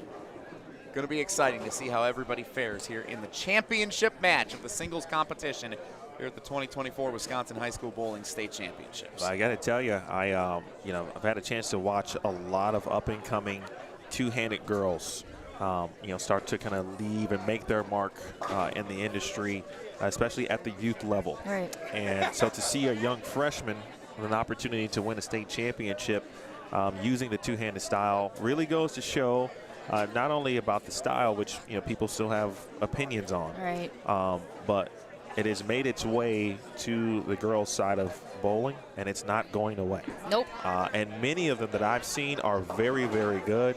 Many have just committed to various colleges. Some are already there, like Maggie Tome at Arkansas State, Danielle Henderson at Jacksonville State, Victoria White just committed to North Carolina A&T. Taylor Kretz is one. She hasn't committed yet, but she's going to be off to a young school, and I assume, in the future we might see Molly in a similar situation. But you touched on something, Gigi. Figuring out or watching how she's going to navigate the lanes. Exactly. Right, because you assume she's going to play them much differently than the other right-handers who we already had, and she's facing a lefty. Exactly. And so I expect it to be, she might be a fourth arrow. She might, and from a couple shots that I saw, I think she was using her pitch black, but I think she might have to just make a little bit move to the right because we already have some traffic on there. Maggie doesn't, by herself, so doesn't necessarily have to worry about her, but just trying to navigate what was already happening to the lane before she got there. So I'm excited for this match. I really am. And Yvonne Bennett, shout out to Yvonne for all she has done for BCAW, and she will be retiring officially pretty soon. But we'll see about that. Yeah, I know. I have my doubts, I must admit. I joked about that with her as well. Love it, Mom. She reminded us that Juliana Bergman, last year's girls champion, was also two-handed. And so I actually did a double take because I was watching the monitor as Jesse was detailing the players in the title match. And I look up and I go, man, that looks familiar. It did. It wasn't Juliana, but it was another two-handed player.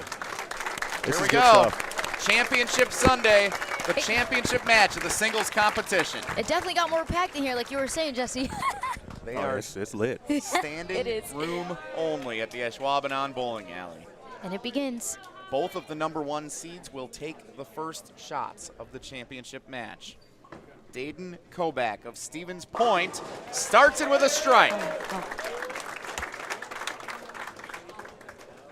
Holly Orgeman. Her first shot. Two-handed Definitely bowler. deeper. Found a line and Second knocks down strike. all 10. It's the championship for a reason. Big shot to open up things. Yeah. Using the pitch black, good eye there, Gigi. Zach Olson, Yes. the only senior in the field, starts with a strike. Can Maggie make it 4 for 4 in frame #1? I think the key for Maggie is to just keep doing what she's doing. And I know that sounds cliche, but she's on her side of the lane. Oh, yeah. And just about every lefty that I've ever encountered knows exactly what they have to do, right? Because they're typically by themselves more times than not. So they just kind of play their own game.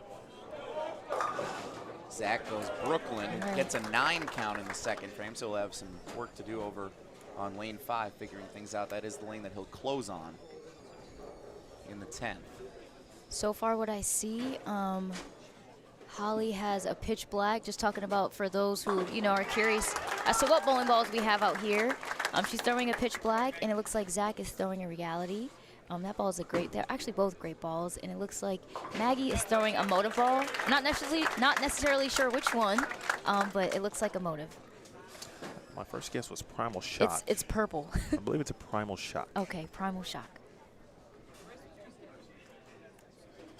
Everybody's clean so far as we get into the second frame of the championship match.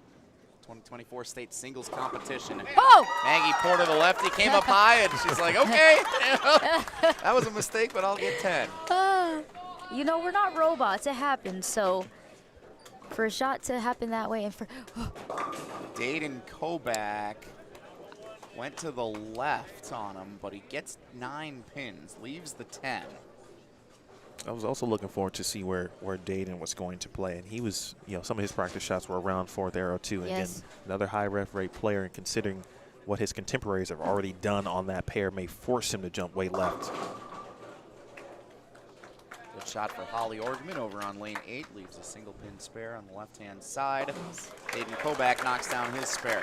It's interesting to me as we've seen this entire championship morning play out. The second frame seems to be a difficult one for many of these bowlers. When they switch lanes from where they start, the first frames have been typically fine, but that second frame and figuring out that second lane has been a little challenging for many, especially the ones that have come in after bowling that first match. Right. And it looks like on the men's side, too, that right lane looks like it's hooking a little bit more compared to the left, in my opinion.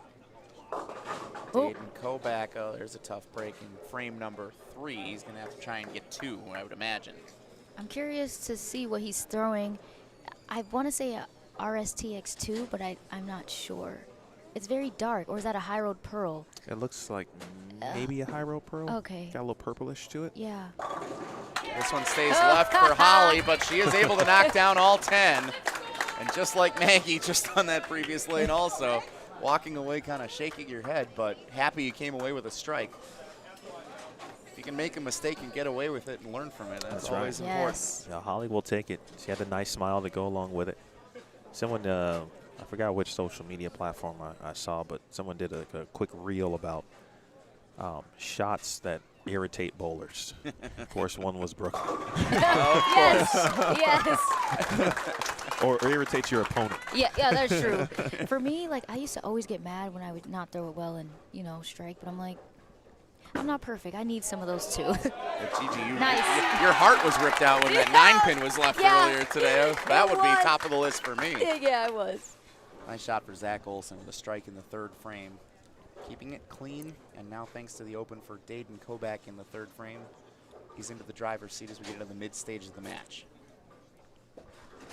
Maggie Porter working on 2 in a row. Go. All right. So last time she came up high, this time she comes up light. Yeah, it could be a overcompensation. You know, sometimes you might pull it a little bit, then you have a tendency the next shot to maybe not want to do that, so you do the opposite. But, I mean, she was close, so. And she leaves a makeable. Yeah. Which, you know, is all you can ask for, certainly. That miss looked like it was just a little miss down lane. Yeah. Zach Olson. Oh. Good shot, left to 10. Well, Zach might win a state title by kind of doing something different than every other player on his pair. Yep. And that's playing a bit further right. Nice pair. I think Maggie got nervous right at the end of that, thinking it might have cut a little too hard on her, but she's able to get all of the pins down, and she's clean through 4. Very even match so far in the girls' match. Oh, skinny jeans. He took a deep breath like, oh, gosh. It's okay. It's a slasher. That's what my coach, Coach Strabo, his name is Coach Straub, but at school, I went to University of Nebraska, I called him Coach Strabo. Okay. So. Who? The airport right over here is Austin Strauble. So Oh, really? Any relation? No, I don't think so. But when we would spare, he was like, if maybe we didn't like it, he'd say, that's a slasher, be happy. I'm like, you're right. Yeah, there you go. Ooh. And there's a break for Dayden Koback of Stevens Point. So, GG for Dayton, it looks like that ball's a little bit cleaner. Yeah. And it's reading the lane. It's seeing the friction earlier because of that. It's a little sharp in my opinion. You know, if I was bowling and saw that ball reaction, I would probably go into something smoother, like I talked about before, to try to control the pocket a little bit better. But we're not, you know, him, and he might figure it out or make his move. So. Dayden Koback, frame number 5, knocks down 9. Interesting, too. I was talking about myself being forward, and he's a little more forward, too. So his ball is actually reading the lane sooner. Holly Orgeman left it in the middle, and a split.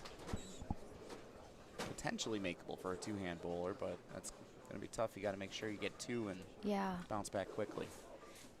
See, but then another side of that, too, is because he seems a little bit more forward, good spare, you know, going to a ball that's a bigger ball or reads even sooner, it's like, do you really want to do that? You know, because maybe it might not have enough energy down lane because it's already a bigger ball and because of the way he throws it reading sooner. So maybe something in between this and what he's throwing. I don't know, but I think he'll figure it out. Holly did take the 2. She had an 84 with an open frame, and Zach has it go off into the gutter. And you hear the collective realization of that experience from everybody in attendance. So coming out of the spare, you got to shake that off quickly. Yeah. Maggie Porter. Read it. Gets all 10. Late hit from the 7-pin. I mean, late. The 7-pin fell late. Yeah, I think it was the 4-pin that 4-pin, hit it. okay. Can Zach get them all back? Yes, he can. Oh, nice. That is meaningful. Even better spare. Nice. And then you have his reaction. He's throwing up his hands like, you know, that's what I wanted my first shot to be. Yeah, I wasn't sure if he kind of looked down, maybe he had hit his knee, leg or something. But at the same time, like in his delivery, great shot there from Miss Porter. In Zach's delivery, as the rack was setting on lane 7, a pin dropped. And so I wasn't sure if that may have distracted him briefly. But he does gets exactly. all of them on lane 5, and I believe a lot of his Neenah teammates are the ones cheering him on, sitting in the bleachers over there. So it's always cool also when you have a moment of frustration like that could essentially derail your mentality in the match, to have kind of that lighthearted moment when he knocks them all down and his teammates are cheering for him, doing a chant of better spare, better spare. Shout out to the support system here. Both players are going to go. A little lighthearted fun can be the difference. Meanwhile, Dayden Koback gets all 10. Holly Orgeman leaves 2. He makes his adjustment. I knew he would figure it out. Yeah, but you expect that, right? Again, Yeah. the nerves and just trying to figure it out. But then also, he sees his opponent kind of give him a little bit of an opportunity, right? So he's like, okay, I'm still in the match. He wasn't out of it by any stretch, and now he just trails by 5. Yeah. Yeah, 5 pins separating the 2 boys competitors with 4 frames to go. Holly Orgeman Good gets spare. the spare. That was very important. And she is still alive in the girls' match, trailing to Maggie Porter. Nice. All What a 10. shot. Best shot of the match so Yeah. far. Yeah, no Made an doubt. adjustment there, too. A double for Dayden Koback. So it's up to Zach to match him. Well, you look at that open hand at the end of his release, and Yeah. you can tell he throws a lot of strikes. Most certainly.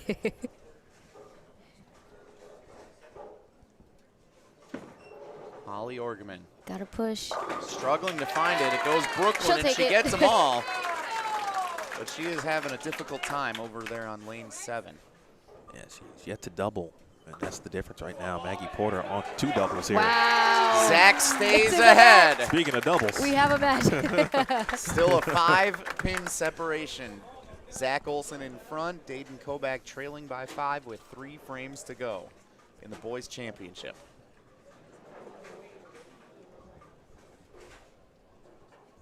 Maggie Porter in the driver's seat in frame 7. Oh. She was asking for Nice it. shot. She got 9. all hot, leaves at 6. Zach, Oh. good shot. He knew left that at was a good one. 10. And that was a frustrating moment. You could tell he liked that one. He really did. I liked it, too. I did too. It looked like it was right there where he wanted it. Yeah.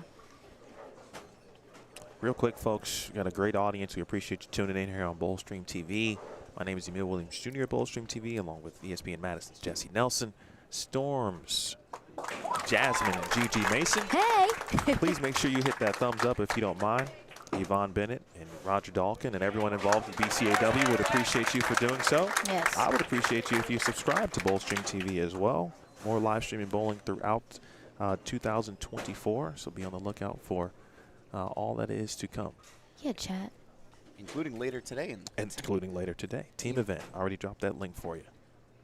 Subscribe to the channel so you get notified Nice. once we go live. Maggie Porter with a huge shot. 8th frame strike for Maggie. It won't be the last time we see Maggie as well. She'll be competing in the team finals later today. Wow. Dayden Koback. Nice. Wow. 3 in a row. And now he pulls in front. I like to see when people are struggling. Well, I don't like to see anyone struggle, but when they are, for them to be able to figure it out. Dayden has done just that. Holly Orgeman trying to find it. That was better, yeah. Great shot. She definitely got that ball a little bit further right at the arrows. And just a freshman is Holly, correct? Yep, she is a Nice. freshman bowler. Bright future for sure. All of them. Max score for Holly is 224. Did you like it? Oh! Ah, by his body language, I didn't know how to react. I think maybe he probably missed a little bit left and it held. How about this turnaround?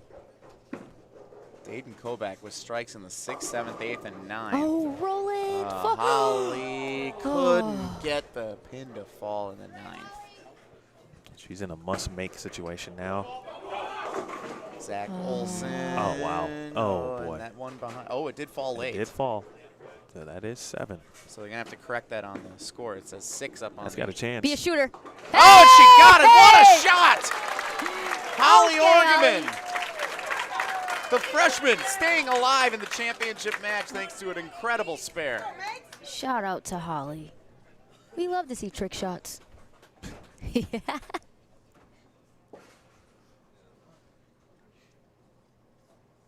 Zach Olson, as it goes Uh-oh. quiet, misses.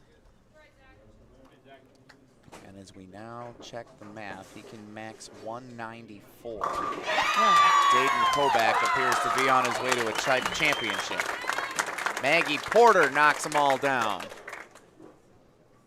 She has struck in 4 of her last 5 frames, including 2 in a row. Barring anything wild. Nice. Zach Olson starts with a strike. That's what you have to do. Maggie just got to keep it on the lane, stay behind the foul line. Chance to close out a title here in the 10th for Maggie Porter. Nice. Starts it with all 10, and she is in great shape. Oh. I think she just did it, and I think she knows it. Oh. She's crying. Don't make me cry, Maggie. That is girl. a champion. Maggie Porter with all 10. Zach Olson couldn't get the second strike, so now he can max 184.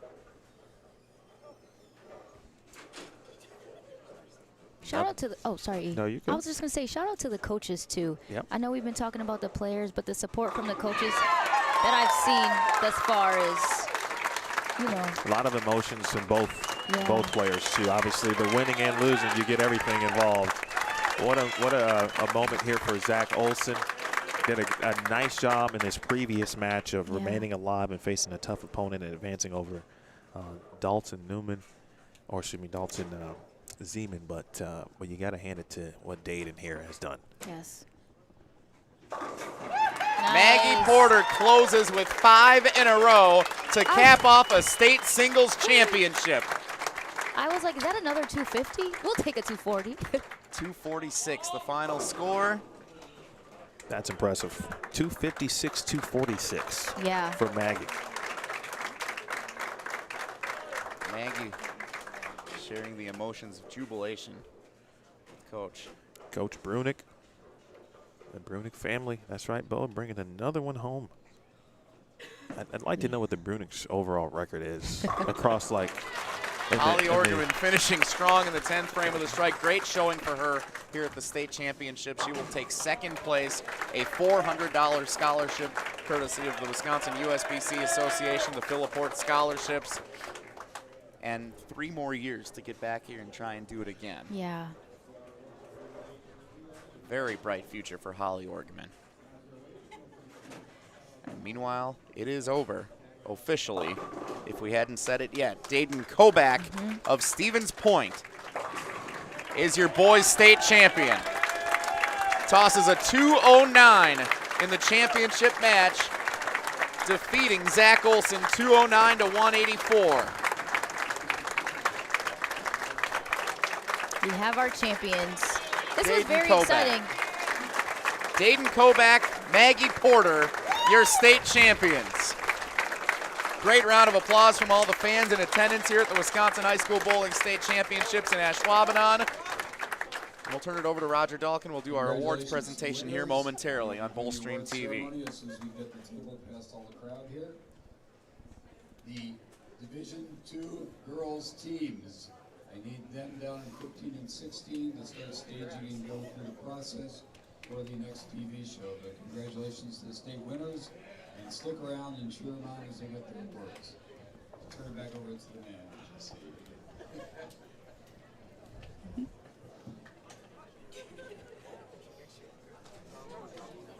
I believe Jesse will have some introductions to handle for the awards presentation. So we'll keep it here. Again, don't forget, folks, I did drop the link to the team event. It'll be 2 separate shows. That team event link is in the chat, so make sure you click that and have that tab open. On the schedule, that is set to begin at, okay, we'll get there. Girls Team Division II start time right now is scheduled for 11:30 a.m. 11:30, no, I'm sorry, beg your pardon, 10:30 a.m. Girls Team Division II, 10:30 a.m. Central, and then our Division I is scheduled to be about an hour after that. Jesse Nelson is back with us for a moment. Yeah, this was one of the fun parts when they have to bring out all the trophies, the hardware to hand out to all the bowlers. And like we said, I think one of the fun things this year that we have not necessarily experienced with many of the singles bowlers in years past is that many of them are also participating in the team championships later today. So it's a quick turnaround for many of these bowlers that have competed in these championships. Maggie Porter is a perfect example. She just won the girls' state championship singles. Now she has to turn around and bowl in, what, an hour or so for the Division I girls' championship. Unreal. So we'll do our awards presentation here in just a moment and congratulate all these outstanding young bowlers, many of whom will have a chance to be back at this competition again next year. Gigi, what stood out to you across all of the matches that you just saw? What stood out to me, I really liked, to be honest, the confidence. You know, I talked about that before. I liked, for majority of it, I would say, you know, they had control of the pocket. You know, when transition came, obviously everyone has to figure it out. They looked poised. I saw people taking deep breaths. Like, I saw pre-shot routines. So I saw a little bit of everything that I was, from a, you know, someone outside looking in, or just even as a professional just watching. It's just like, hey, okay, they're already doing professional, like, habits or whatever. You know what I'm saying? So it was really cool to watch. And I'm looking forward to the team event, too, because I love Baker. I really do. I enjoy that in college. So I feel like their energy is going to give me energy just watching. What time's your, not to put your business out there, but what time do you need to be at the airport today? It's not till later tonight. So I'll be here for as long as you guys want. You want to hang out for the team, too? As long as you guys want me here. Let's do it. Absolutely. Yay. Unless Roger has something else for you, too. Right. Yes. Double check with Roger, but we would absolutely love to have you. Okay, that'd be cool. Because I remember last time I was here in 2020, as Jesse was saying. It'll be Jesse Nelson to handle our award presentations. Yeah. All right, ladies and gentlemen, let's hear it again for our singles competitors here this morning. Outstanding bowling all around. Time now for our awards presentation. When I call your name, please head on up. And you'll greet all of our staff up there, including Phil Laporte. Thank you to the Wisconsin State USBC Association for providing Phil Laporte scholarships for the boys and girls singles finalists here this morning. Round of applause.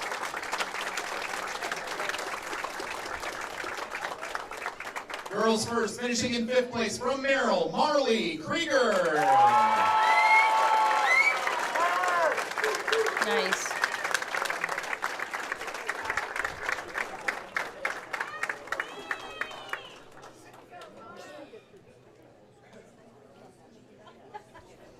Finishing in 4th place from Oostburg, Addison, Kohl.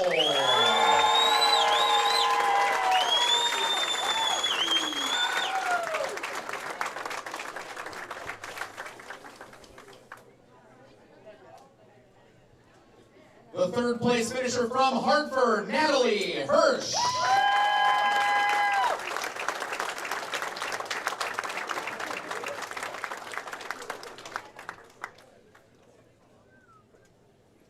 The 2024 girls singles state runner-up from Wittenberg-Birnamwood, Holly Orgeman.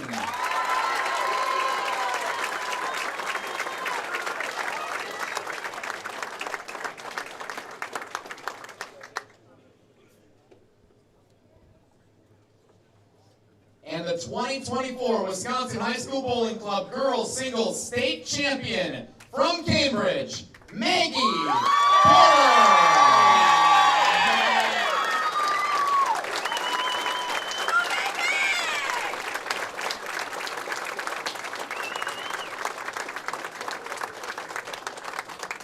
Let's hear it again for all of the girls singles finalists.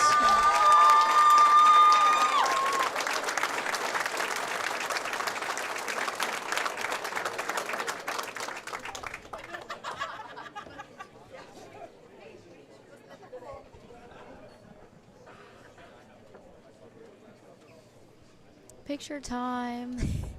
Y'all know we got to get the photo ops going.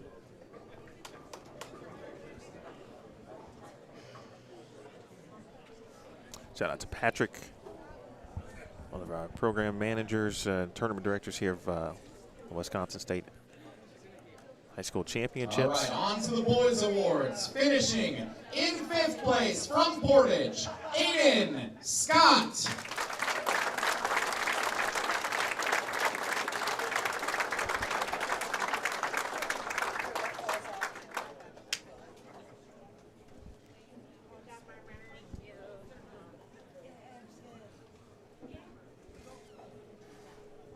4th place from Antigo, Grant Praslowicz.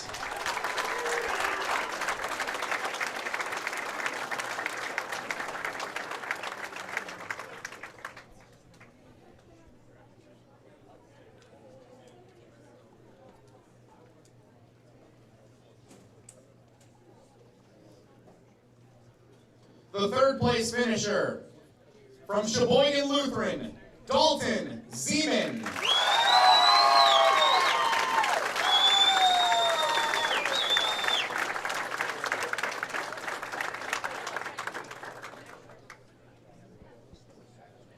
The 2024 Boys State Runner-Up from Neenah, Zach Olson.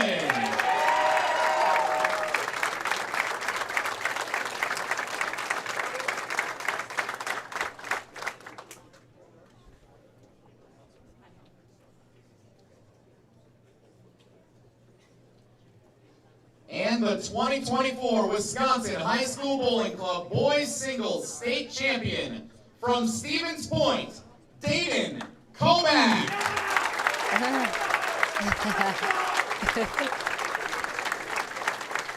Congrats.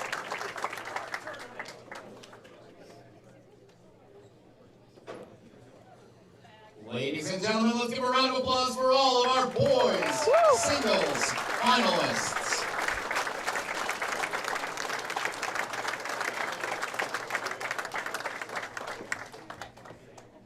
Thank you so much for coming out to the Ashwaubenon Bowling Alley and the Wisconsin High School Bowling Club State Championships. The team competition will commence shortly, beginning with the Division II Girls Team Championship. Looking forward to it. Thanks again for coming out and supporting high school bowling all weekend long. Thanks, everybody.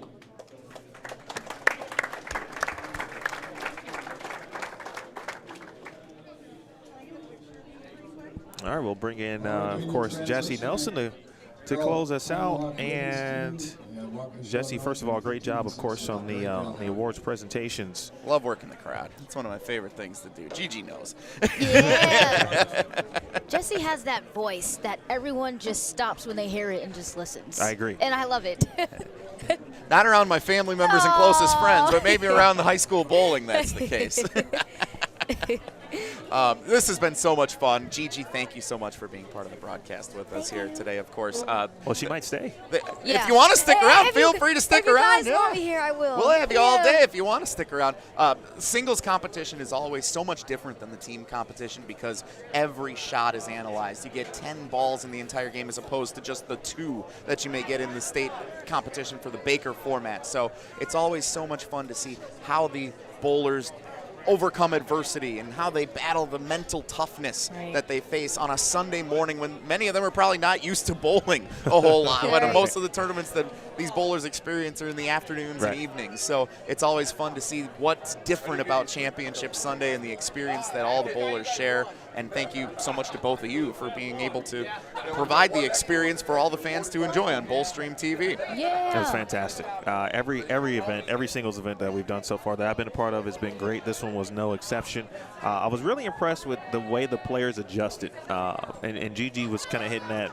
They're already producing and performing like professionals. And some of their adjustments, the pre-shot routines, how they kept themselves calm. Yes. Gigi used the word poised. Yes. I thought that was firmly on display. Very impressive.